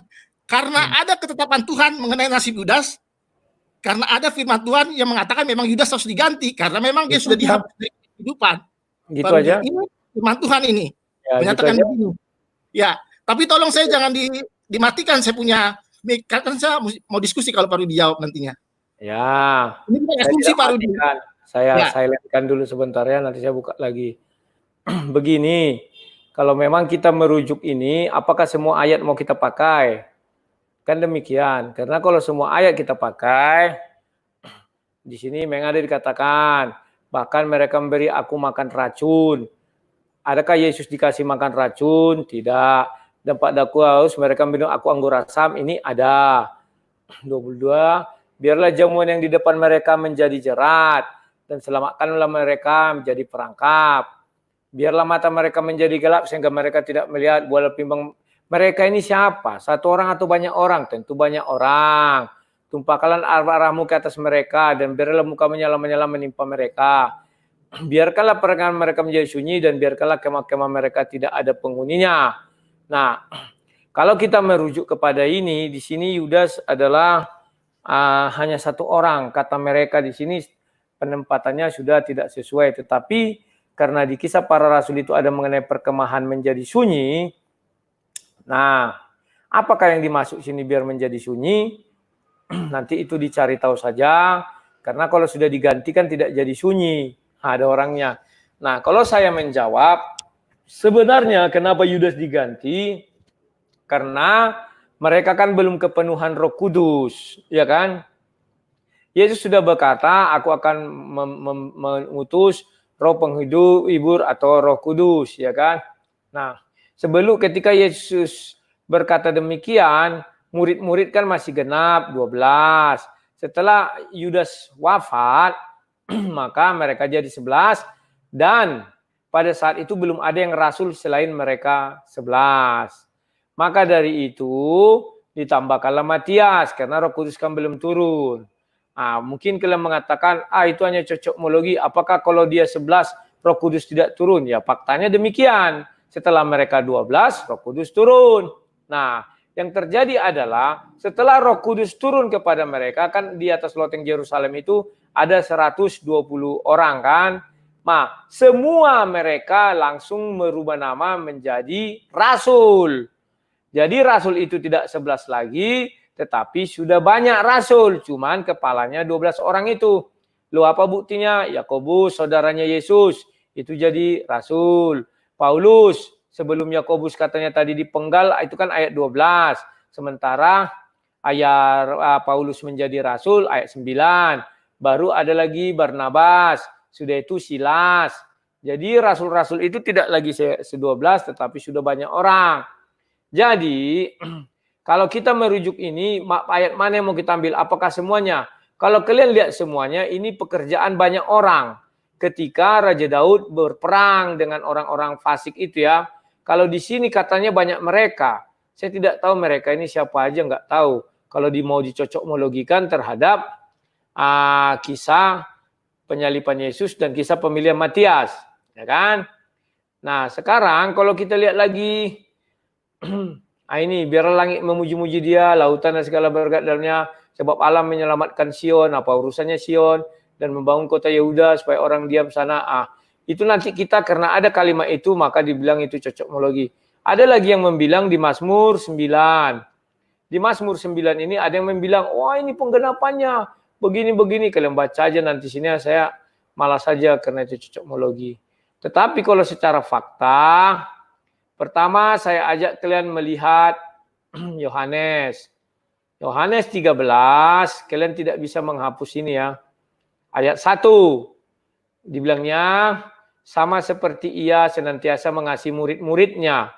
Ingat murid-muridnya yang 12 itu ya. Demikianlah ia sekarang mengasihi mereka sampai kesudahannya. Artinya, hantu belau tidak bisa mengganti murid-murid Yesus yang 12 ini. Maka ayat ini dipertegas lagi pada ayat 8. Kata Petrus kepadanya, engkau tidak akan membasuh kakiku sampai selama-lamanya. Artinya, Yesus tidak pernah membasuh kaki Matias selama-lamanya. Jawab Yesus, jikalau aku tidak membasuh engkau, engkau tidak mendapat bagian dalam aku. Jadi Matias itu tidak dapat bagian dalam Yesus. Ya kawan-kawannya. Dan ketika pemilihan Matias, mereka hanya minta petunjuk dari Tuhan. Yang memilih siapa? Si Petrus, karena dia yang mengangkat tos uji. Nah sekarang kita merujuk kepada Wahyu 21 dulu ya. Wahyu 21 ayat 14. Maaf ya. Dan tembok kota itu mempunyai 12 batu dasar dan di atasnya tertulis ke-12 nama rasul anak domba itu. Ya kawan-kawan. Nah, kapan rasul anak domba itu mulai diproklamirkan? Kita melihat di pada Matius 10. Biar kalian jelas apa bedanya rasul anak domba Allah dengan rasul sesudahnya itu. Ayat 1 dan 2 ya. Inilah nama ke-12 rasul itu. Nah, ini ya. Paham ya?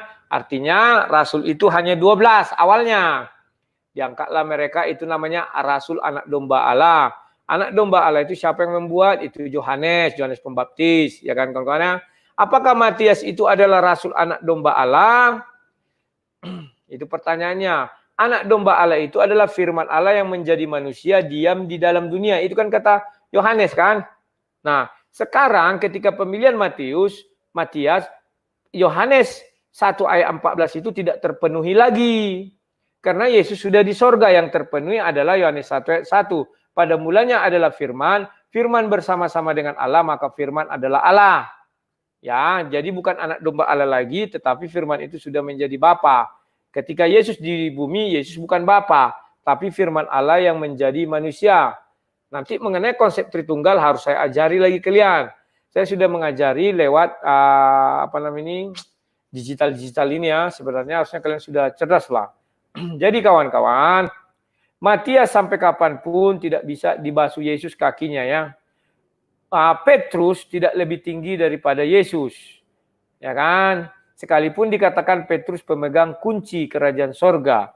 Tetapi syaratnya apa? Harus dia mendirikan jemaat di atas batu karang. Ketika mereka mendirikan jemaat itu, apakah itu di atas batu karang yang dimaksud? Belum. Ya kawan-kawannya, ketika pengangkatan Matias, dia belum pemegang kunci sorga. Karena jemaat saat itu belum ada.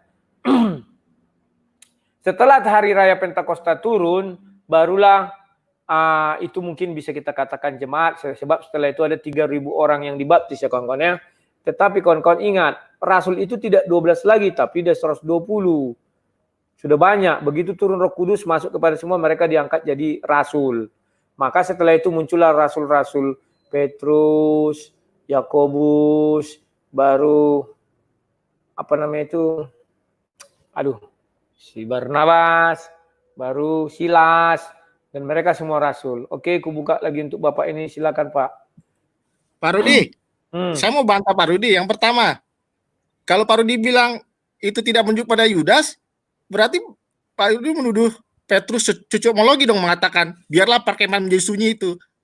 Oke, Ayat itu bukan saya bilang tidak menuju kepada Yudas, tetapi tidak merujuk kepada penggantian Yudas. Ini kan perkemahan itu sunyi. Apa artinya perkemahan itu sunyi?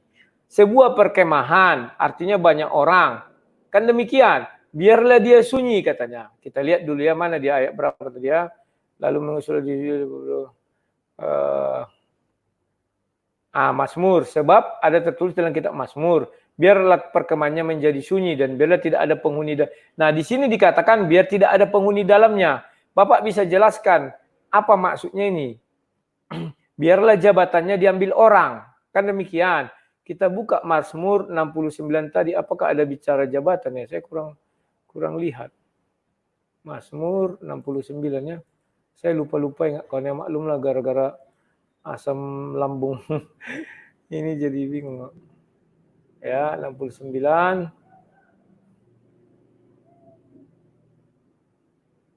Ah, 25 tadi ya kalau nggak salah ya.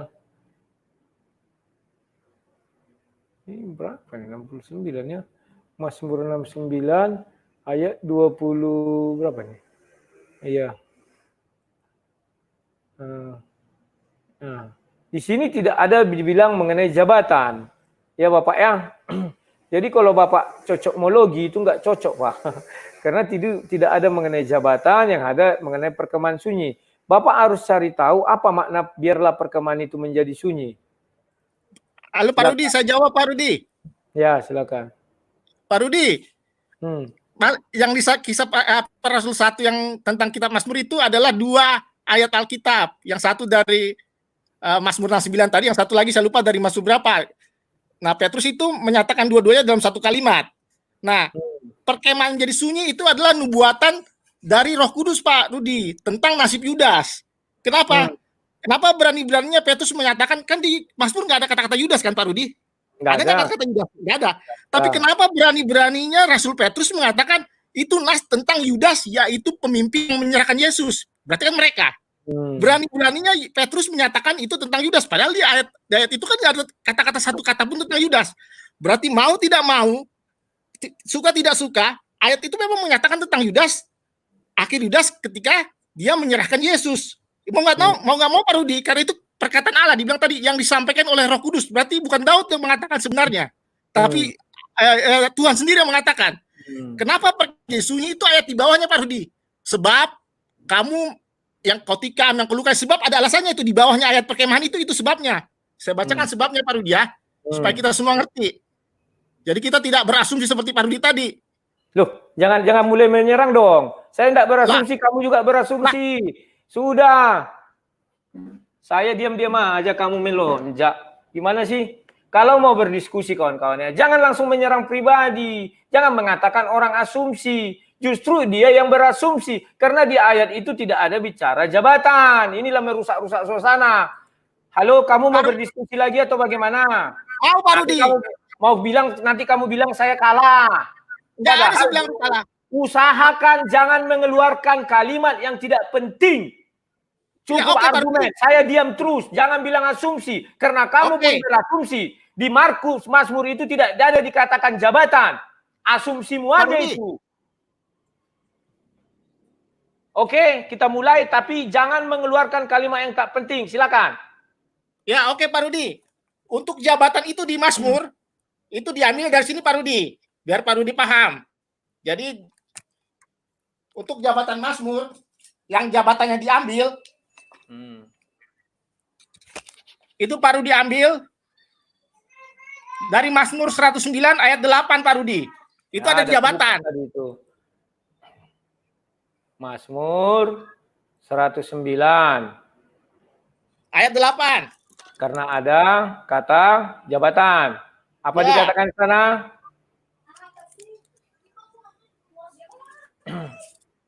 Terus anak-anaknya menjadi yatim dan istrinya menjadi janda. Apakah si Yudas sudah kawin? Pak Rudi, itu berarti Pak Rudi langsung loncat. Loh, kok kan loncat? Diambil. Ini kan urutannya, biarlah umurnya berkurang, oke. Kan oke nih. Biarlah jabatannya diambil orang, oke. Biarlah anak-anaknya jadi yatim dan istrinya jadi janda, oke enggak? Yudas menikah enggak? Pak Rudi, sebentar, saya belum jawab Pak Rudi. Jangan loncat Pak Rudi, kita fokus satu-satu. Ya, oke, ini fokus ini, Ya. silakan. Pak Rudi, dan jabatan diambil itu konsekuensi karena perkemahannya sunyi Pak Rudi. Jadi Pak Rudi jangan gabung-gabungin langsung cari di bawahnya. Enggak Pak Rudi. Ayat yang dipakai oleh Petrus itu mengatakan begini. Biarlah genap nas yang difirmankan oleh Roh Kudus melalui perantaraan Daud tentang Yudas. Padahal di Mazmur itu nggak ada ngomong soal Yudas kan? Ada nggak ngomong soal Yudas? Tapi kenapa berani-beraninya Petrus mengatakan itu tentang Yudas? Apakah Petrus salah? Apakah Pak Rudi mengatakan Petrus salah? Dalam konteks ini kan nggak bisa. Apa Pak Rudi lebih hebat pada Petrus? Aku tidak ada mengatakan Petrus salah. Cukup argumen aja, jelaskan argumenmu. Jangan bilang Pak Rudi lebih hebat dari Petrus. Tak ada aku bilang itu. Belajarlah berargumen. Lah, silakan baca tadi di Mazmur 69 tadi Pak Rudi. Mazmur 69. Ya. Ya, perkemahannya suci. Coba jelaskan. Apa maksudnya biarlah perkemahannya suci? Jelaskan dulu. Artinya itu perkemahan sunyi. Dia sebenarnya dahulu adalah pilihan Tuhan, tapi ditinggalkan. Seperti orang Israel dulu ditinggalkan ketika dia memberontak kepada Tuhan. Dibuang dia. Dibuang dia ke Babel. Karena Israel jadi sunyi. Jadi tidak ada penghuninya karena dia memberontak kepada Tuhan. Nah, alasannya kenapa dia menjadi sebentar, itu kan pemberontakan kepada Tuhan. Kalau yang dibilang si Mazmur itu pemberontakan kepada Tuhan atau pemberontakan kepada si Daud? Pak Rudi, itu bukan di situ konteksnya Pak Rudi. Pak Rudi jangan cari ke sana ke sini. Konteksnya bukan begitu Pak Rudi. Itu ayat itu bicara tentang apa? Tunggu dulu. Satu-satu itu kita tentang kerjain. Yudas. Tentang Yudas. Nah, sekarang Pak Rudi baca ayat 27. Ayat 27-nya. Ya. 27-nya baca, 27. Sebab mereka mengejar orang kau pukul. Sebab mereka mengejar yang kau pukul. Pertanyaan saya, yang mengejar mereka yang kau pukul itu siapa Pak Rudi? Siapa yang mengejar orang kau pukul dan menambah kesakitan orang yang kau tikam? Siapa yang mengejar orang yang dipukul dan mengejar orang yang ditikam? Pertanyaan saya kepada Rudi siapa? Gak tahu siapa. Ya tadi bilang Yesus, yaitu Yudas, pemimpin orang-orang yang menyerahkan Yesus itu kan mereka. Tadi di separuh Rasul 1 kan dikatakan dia itu tentang Yudas. Mukul siapa yang mukul? Kenapa? Yang mukul siapa? Lah, yang kau pukul. Siapa yang kau pukul? Mereka mengejar orang yang kau pukul. Kau pukul ini, kaunya ini siapa ini? Kau ini siapa? Jelaskan dulu. Tuhan memukul Tuhan Yesus. Tuhan memukul. Berarti sebab mereka mengejar orang yang kau pukul. Kau itu berarti kata Tuhan memukul siapa? Sehingga dikejar oleh mereka. Ya Tuhan membiarkan Yesus dipukul di kayu salib. Tapi di sini kanya huruf besar kau. Ya kau itu kan berarti Allah memberikan dirinya. Memukul Yesus. Berarti Allah memukul Yesus. Ya jelas. Kenapa kalau begitu Allah membela orang yang dia pukul? Kenapa Allah membela orang dia pukul? Kok Allah memukul Yesus sih? Gimana sih? Pertanyaan saya Pak Rudi. Kan ditanya sebab mereka mengejar orang yang kau pukul. Berarti kan Allah membela orang dipukul. Pertanyaan saya. Apakah harusnya kan kalau dia dipukul dia nggak dibela? Kenapa sekarang Allah membela orang yang dia pukul sendiri? Sebab mereka mengejar orang yang kau pukul. Yang kau ini siapa? Kau ini siapa? Kalau dari kata ini kau ya Tuhan.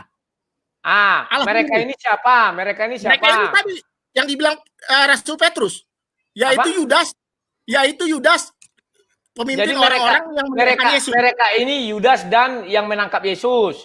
Yang menyerahkan Yesus. Ya, terus itu Allah memukul siapa? Allah memukul siapa? Ya jelas konteksnya kan tadi, yaitu Yudas yang menyerahkan Yesus. Pemimpin orang menyerahkan Yesus. Mereka mengejar orang yang kau pukul. Mereka, berarti Yudas dan pasukan mengejar orang yang dipukul Allah. Siapa yang dipukul Allah? Iya. Kalau Pak Rudi bilang Yesus itu memang Allah berkenan dosa-dosa kita dihantam ke Tuhan Yesus. Dipukulkan ke Tuhan Yesus.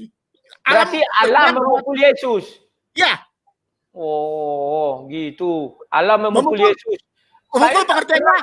Saya tak pernah melihat ayat itu. Yang ada di situ adalah di Kejadian 3 ayat 15. Bahwa keturunan si perempuan meremukkan kepala ular. Kalau Allah memukul Yesus di mana? Saya nggak tahu itu. Jadi kalau Pak Rudi bilang, pukul siapa ini kau pukul? Kalau Pak Rudi membantah saya. Harus saya baca lagi. Nah, baru ini yang kedua. Mereka menambah kesakitan orang yang kau tikam. Allah menikam siapa? Nah, yang tertikam kan Tuhan Yesus di kayu salib. Yang menikam siapa? Ya manusia, tetapi konteksnya bahwa Allah membiarkan Tahu, anaknya ini ditikam, kan mengizinkan. kau di Iya, sini. tahu. Iya, mengizinkan anaknya ditikam. Oh, Loh, mengizinkan. Pak Rudi mengatakan yang ditikam bukan Yesus. Berarti yang menikam Yesus Allah. Kan aneh. Pak Kau Rudi. tikam. Ya, Pak Rudi tikam. Pak Rudi, Allah dengan kasih karunia-Nya membiarkan anaknya digantung di kayu salib, ditikam, disakiti. Itu berarti kalau kita katakan Allah memukul itu, kenapa dia memukul Yesus? Karena dosa kita, Pak Rudi. Karena dosa Pak Rudi dan dosa saya, jadi Allah ditikam, dipukul. Baru tahu saya Yesus dipukul Yesus. Yesus dipukul Allah, Bapa. Konteksnya Pak Rudi. Bapa menikam Yesus. Aneh juga ya. Pak Rudi, konteksnya bukan tangan Allah menikam Yesus. Allah mengizinkan anaknya ditikam. Mengizinkan. Kalau di sini kau tikam. Iya, mengizinkan. Kan dia biarkan anak ditikam. Dengan mengizinkan dia berarti mengatakan bahwa dia menikam juga. Berarti Allah ikut ambil bagian lah ya gitu ya. Allah ikut ambil bagian melalui orang itu. Pak Rudi kan bilang rencana Allah semuanya. Kan?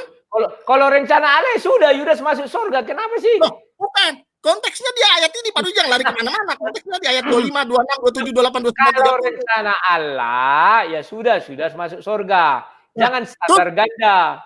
Terus itu ayat 28, biarlah mereka dihapuskan dari kitab kehidupan, berarti Allah standar ganda dong. Membiarkan satu sisi mengatakan di surga. Mereka ini siapa? Yaitu Yudas dan mereka yang menyerahkan Yesus. Kan di Kisah Para Rasul 1 ayat 16 sudah jelas mengatakan. Ini sebenarnya Pak. Terus Lukas 23 ayat 34 berguna apa enggak? Apa itu? Sebutkin. Bahwa Bapak ampunilah mereka sebab mereka tidak tahu apa yang mereka perbuat. Saya tanya kepada Pak Rudi, apakah Pak ketika Yesus mengucapkan kalimat ini, apakah Yudas tahu apa yang diperbuat? Statusnya? Enggak tahu. Dia tahu. Tahu dari mana? Tahu dari mana? Maka Yudas menyesal karena dia telah berbuat salah. Dia menyesal setelah iblis keluar dari dia. Dia tahu nggak Pak Rudi apa yang dia perbuat? Lukas 22 ayat 3, maka iblis masuk. Aneh, Pak Rudi katakan Yudas nggak tahu. Yudas menyesal, orang menyesalnya tahu apa diperbuat. Gimana sih Pak Rudi? Cara berpikirnya? Baca dulu Lukas, bentar. Ya, baca. Silakan. Pak Rudi bilang, catat ya, Pak Rudi bilang Yudas tidak tahu berbuat ya. Lukas 22 ayat 3. Maka masuklah iblis ke dalam Yudas. Nah, sekarang baca akhir hidup Yudas. Tunggu dulu, satu-satu dulu. Ya, silakan. Maka masuklah iblis ke dalam Yudas. Menurut Bapak, Yudas tahu apa yang dia perbuat? Ya, dia tidak tahu. Sekarang nggak tahu. Oke. Tahu. Sekarang saya ikutin kata Pak Rudi. Masuk kita ke Yohanes 13 ayat 27. Oke, saya ikutin. Alur pergi Pak Rudi nih. Ayo. Ayat 27. Ayo. Dan sesudah Yudas menerima roti itu, ia kerasukan iblis. Ini menurutmu Yudas tahu apa yang dia perbuat apa enggak? Oke, saya ikutin Pak Rudi. Tidak tahu. Oke, saya ikutin. Ya, karena iblis ada di dalam diri dia, maka tidak tahu Pak Rudi, saya sudah jawab tidak tahu. Tidak tahu. Karena iblis ada di dalam diri dia, maka si Yudas menyerahkan Yesus. Artinya yang bekerja di dalam dirinya bukan Yudas tapi iblis. Oke, setuju, tidak tahu. Oke, terus. Sekarang kita masuk ke Matius 27, penyesalan Yudas. Nah, terus. Gimana? Ayo lanjut. Pada waktu Yudas menyerahkan dia, ya kan, melihat bahwa Yesus telah dijatuhi hukuman mati, menyesallah dia. Nah, pertanyaan saya, menurut Bapak, iblis itu masih di dalam diri Yudas apa sudah keluar? Lihat ayat 4 Pak Rudi. Aku telah berdosa. Dan berkata, aku telah berdosa. Nah, ketika Yudas mengatakan aku telah berdosa, iblis itu masih di dalam diri Yudas apa sudah keluar? Dia udah sadar. Udah sadar. Artinya iblisnya udah keluar kan? Ya, dia tahu apa yang dia perbuat kan? Setelah dia sadar, dia hanya tahu Yesus sudah jatuh ke hukuman mati. Tetapi ketika dia menjual Yesus sama menyerahkan Yesus, dia nggak tahu apa yang dia perbuat. Ini argumen saya, Pak Rudi, dalil saya. Nih. Ya. Silakan. Jika ketidaktahuan Yudas itu tetap terjadi sampai perkataan Yesus, Bapa ampunilah mereka Halo, sebab mereka apa? tidak tahu yang mereka perbuat. Gimana? Halo? Ya, Pak Rudi, dengar. Jika ketidaktahuan Yudas tentang yang dia perbuat itu terjadi terus sampai ucapan Yesus, Bapa ampunilah mereka sebab mereka tidak tahu apa yang mereka perbuat, Yudas berhak mendapatkan pengampunan. Tetapi pertanyaannya, ucapan Yesus itu terjadi setelah Yudas tahu apa yang dia perbuat. Jadi Pak Rudi jangan berbalik. Setelah Pak Rudi, Yudas tahu yang perbuat salah, dia menyalahkan Yesus salah. Sebentar dulu Pak, sama dengan orang mabuk. Ketika mabuk dia tidak tahu apa yang dia perbuat. Setelah dia tidak mabuk lagi, oh ternyata aku sudah memukuli orang sana katanya. Ya, tapi kan konteksnya itu perkataan Yesus. Saya tanya, Pak Rudi ketika Tuhan Yesus menyatakan tidak tahu apa yang dia perbuat, saya tanya Pak Rudi, Yudas itu tahu nggak bahwa yang dia perbuat itu salah? Tahu atau tidak? Ketika dia sudah sadar, baru dia tahu. Sebelum dia sadar, tapi Yesus sudah mengucapkan ketika ya Bapak ampunilah nggak? Ketika dia sadar, baru dia tahu. Sama dengan orang mabuk Pak. Ketika dia mukul orang, dia kan tidak sadar itu, tidak tahu apa-apa. Setelah dia hilang mabuknya, baru dilihatnya, wah udah kupukul orang sana, maka menyesallah dia. Jadi dia nggak tahu apa yang dia perbuat, dia tahu setelah iblis itu keluar. Dia tahu berarti apa yang dia perbuat kan Pak Rudi? Yang dia perbuat, dia tidak tahu. Pak Rudi, dia tidak tahu apa yang dia perbuat. Pak Rudi, Yesus tidak mengatakan begini. Ya Bapak ampunilah mereka, sebab mereka tidak tahu ketika berbuat. Setelah berbuat baru tahu. Tidak mengatakan begitu. Apa yang kamu perbuat? Nah sekarang, oke, saya ambil ayat yang bisa mematahkan dalil Bapak itu ya. Sekarang saya bilang ini. Berarti Yudas tahu apa yang diperbuat. Tahu. Gimana ini Pak Rudi cara berpikirnya? Tahu lah. Bapak yang cara berpikir Bapak gimana? Gimana sih? Sama dengan orang mabuk, ketika dia memukuli orang, dia nggak tahu. Setelah dia sadar, wah ternyata sudah kupukuli si Polan ini. Nah sekarang saya tanya Bapak, ya, coba baca ayat 27 tadi. Ya 27 ya. Ini saya buka di layar ya. Luka Yohanes 13 ayat 27. Dikatakan di situ, dan sesudah Yudas menerima roti itu ia kerasukan iblis. Maka Yesus berkata kepadanya, apa yang hendak kau perbuat, perbuatlah dengan segera. Kira-kira Yesus bicara kepada Yudas atau kepada iblis? Yesus berkata kepada Yudas yang dirasuk oleh iblis. Bapak bilang tadi dia nggak tahu apa yang dia perbuat ketika dirasuk iblis. Ya, saya kan bilang tadi Pak Rudi, saya nggak bantah Pak Rudi. Oke, dia nggak tahu. Terus, kan tadi udah selesai, nggak ada bantah Pak Rudi soal ini. Kenapa Pak Rudi munculin soal ini lagi? Kenapa? Saya munculkan soal ini. Kenapa? Saya kan tidak membantah Pak Rudi soal ayat 27 ini.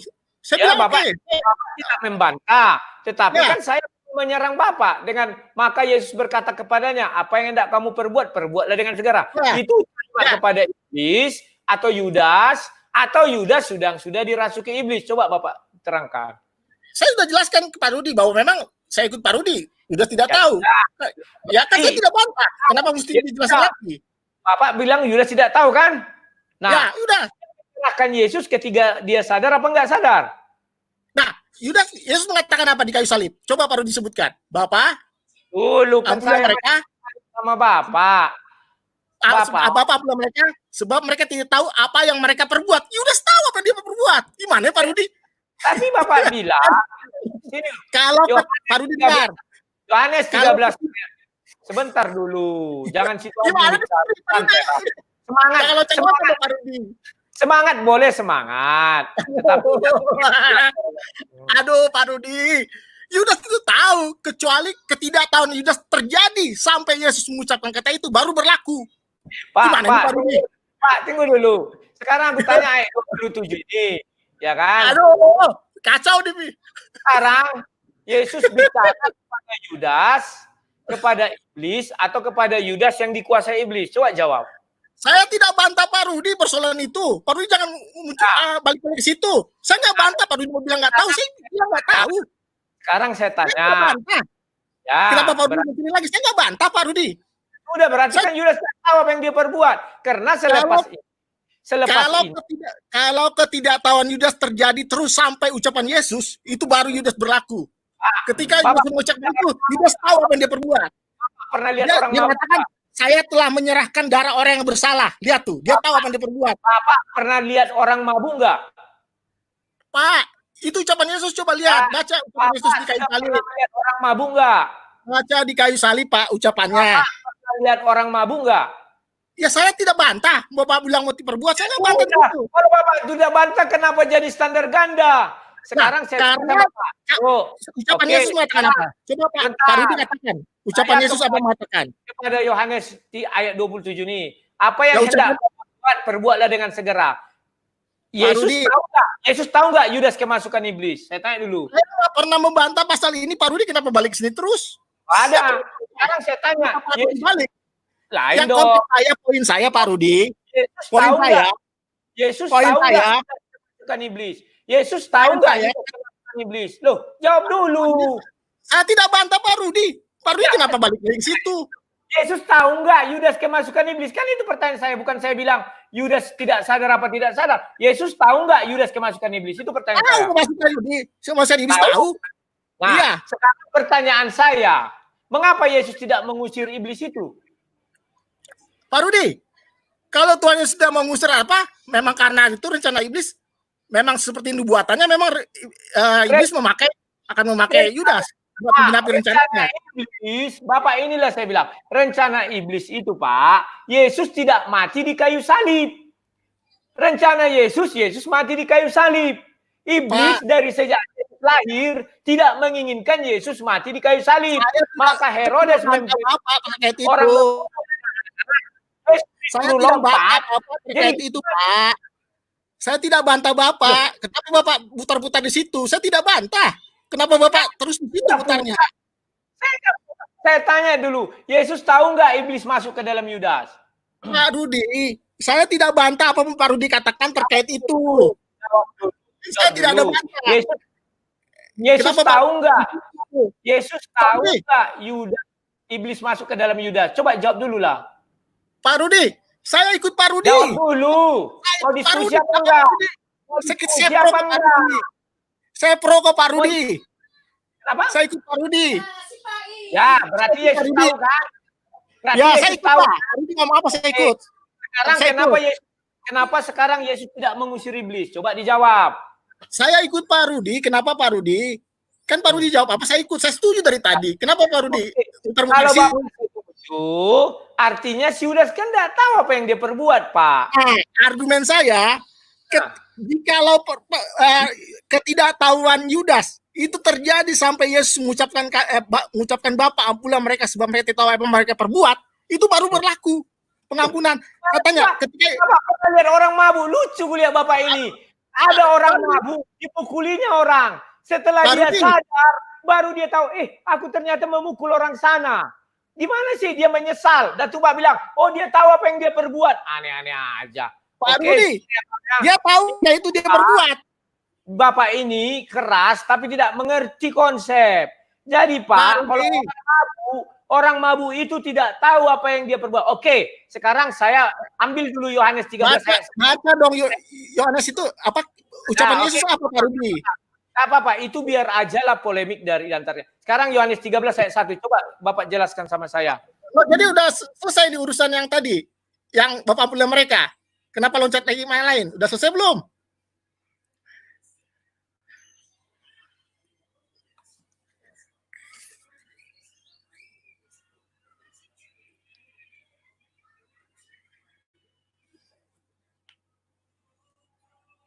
Halo?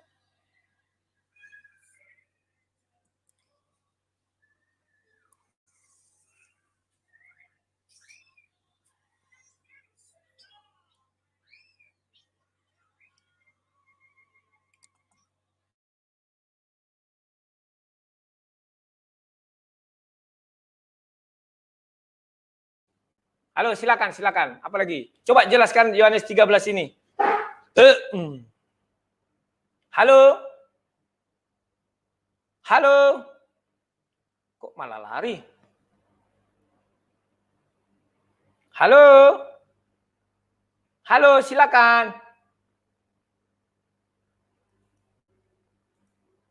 Halo, Pak Ludo?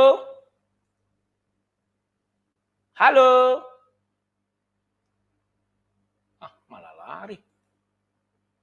Maaf ya kawan-kawan ya, saya tadi ambil minum sedikit ya. Inilah namanya perdebatan yang sangat sengit ya, tapi lucu, ya kan? Menurut Bapak itu bahwa Yudas kemasukan iblis, ya betul. Berarti ketika Yudas menyerahkan Yesus kan dia tidak tahu apa-apa. Menjual pertama, ya. Baru ketika menyerahkan Yesus juga dia kemasukan iblis, tidak tahu apa-apa, ya. Tapi begitu Yudas, iblis itu keluar, dia tersadar, dibilangnya, kan dia tahu apa-apa. Kan aneh. Sama dengan orang mabuk ya kawan-kawannya. Ketika dia mabuk, ya kan, mabuk berat lah. Kan kesadaran tidak ada. Dipukulinya orang. Tiba-tiba ketika dia sudah sadar, kayak kemarin ada di TV itu ya, dia mabuk, dia tidur, rupanya banjir. Gak sadar dia kan. Begitu terbangun, sudah banjir kan ya, baru dia tersadar. Langsung orang bilang, kan dia tahu dia sudah banjir. Oke kawan-kawannya, itu masih mentah. Biarlah itu mungkin Jongsung itu bisa belajar dari Bapak ini. Saya pikir bagus juga apanya. Oke, silakan. Ya, shalom Pak Rudi. Shalom, silakan. Ya, saya langsung aja Pak Rudi ya. Bagus juga tadi Bapak tadi, tapi ya. Ya. Ini saya langsung aja. Saya juga ikut kemarin debatnya dengan Pak. Saya nggak usah sebutin nama, tapi itu bagus sekali. Ya, tapi yang menang tetap Bapak. Yang menang tetap Bapak di surga maksudnya ya, bukan Pak Rudi atau Bapak yang itu ya. Ya, saya dan juga poin yang kedua, saya appreciate buat Pak Rudi atas tindakan iman Pak Rudi yang sama hamba Tuhan yang di GPDI Samuna itu. Saya salut Pak. Kalau dan poin yang ketiga ya, saya ini saran buat Pak Rudi ya, diterima syukur, tidak diterima juga tidak apa-apa ya. Tapi ini hanya sekedar memberi saran buat Pak Rudi, lebih baik tidak usah lagi Pak berdebat dengan para teolog. Ini saran saya Pak ya. Karena berdebat dengan mereka ya itu tidak ada gunanya buat saya gitu loh. Karena mereka tetap mempertahankan apa yang ya seperti yang saya pernah cerita ke Pak Rudi kan, kita mempertahankan dogma, kita mempertahankan pengajaran. Kalau dia tidak mempertahankan pengajaran itu, ya seperti ada apa namanya dari Pak Rudi seperti ini, ya jemaatnya akan menilai dan pasti dia akan malu sama jemaatnya dan jemaat dia akan bubar jemaatnya. Pak Rudi mengertilah poin saya. Nah, kedua juga yang kemarin saya lihat itu, waduh, itu titelnya juga bagus ya, teolog itu bagus, cuma ya agak sedikit bagaimana ya, dengan dibilang bahwa Pak Rudi bidat, sesat, gila, jadi apa, kasihan yang non Kristen juga menyaksikannya seperti apa, kita membuka karakter Kristen justru khususnya karakter teolog ya, wah enggak, beda jauh gitu loh. Kenapa enggak berani ngatakan waktu debat sama yang non Kristen, kenapa enggak berani bilang gitu ya, gila lu, bidat lu, kenapa sama yang Kristen berani ngomong begitu gitu ya kan. Nah, dia itulah mungkin itu saja 3 poin. Kalau boleh Pak Rudi, kalau saya juga kasih masukan, coba bicara soal ini Pak Rudi tentang waktu. Apa definisi waktu itu menurut kita orang Kristen? Karena begini ya, waktu di sini yang menurut firman Tuhan, maksud saya ya, menurut firman Tuhan, bukan lari dari firman Tuhan. Waktu itu kan dihitung Tuhan waktu air bah pada hari ke sekian. Nah, tapi kita yang hidup sekarang ini, coba lihat waktunya. Ada kalender Yahudi itu dimulai dari Nisan, bulan Nisan ya. Nah, ada kalender Gregorian yang kita pakai sekarang ini, ya kalender Masehi kan. Ya kan? Itu beda 7 sampai 8 hari dengan kalender Yahudi. Tapi kalau mau dilihat kalender Yahudi tahunnya sudah terhitung 5.780. Kita ini baru 2020. Nah, kalender Cina, kalender Tionghoa, Cap Gome itu 2.571. Ada lagi kalender Arab, kalender Hijriah itu 1044. Nah, ini banyak kita bingung soal waktu. Tapi sudahlah, firman Tuhan udah jelas. Bicara waktu itu udah jelas. Akulah yang awal dan yang akhir gitu loh. Semua kita nggak pernah tahu kapan apa yang akan terjadi di depan kita. Waktu itu bagaimana? Nah, berarti kita itu nggak pernah tahu waktu Tuhan. Kita mau bicara akhir zaman, orang nggak tahu kapan Tuhan Yesus datang. Dibilang anak, nah itu juga jadi apa ya? Jadi perdebatan bagi kita Kristen. Mana Tuhan nggak datang. Tapi begini, ayolah kita supaya kita mengerti. Nah, kalau sebelum Adam jatuh ke dalam dosa, saya yakin seperti ilmuwan ada yang menilai, wah ini batu ini mereka menggali kan, mereka menilai batu ini sudah bermiliaran tahun, berjuta-juta tahun, fosilnya berjuta-juta tahun, padahal baru tahun 2000-an.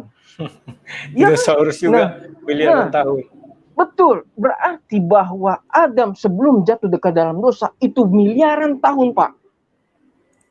Miliaran tahun. Nah, kenapa bisa dihitung? Oh, Adam umurnya 930 sesuai dengan firman Tuhan. Ya, yang paling tua itu Metusalah 969 tahun. Nah, ayo kita berpikirlah sebagai orang percaya, bagaimana kita memperhitungkan itu? Dasarnya apa gitu kita memperhitungkan itu? Memang dasarnya firman Tuhan, semua ada di firman Tuhan. Tetapi bagaimana kita untuk mengukurnya? Kita nggak bisa mengukurnya. Karena apa? Tuhan jelas sudah mengatakan, akulah yang awal dan yang akhir. Bicara waktu itu urusan Tuhan. Bukan time is money. Kalau orang Amerika bilang, time is money, waktu adalah uang. Tapi kalau buat saya, waktu adalah yang awal dan yang akhir. Mungkin itu saja buat kita semua. Kasih ya. Terima kasih banyak Pak Imong.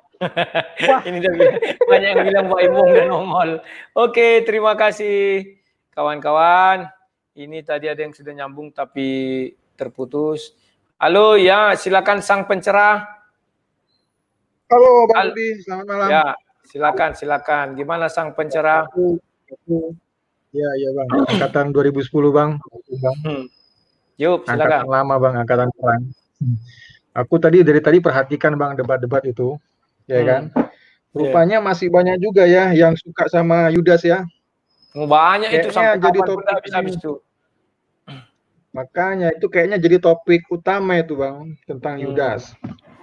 Nah, cuman kurasa itu kan begini Bang, debat tentang Yudas ini kan debat tentang pemahaman Bang, pemahaman Kristen, ya kan?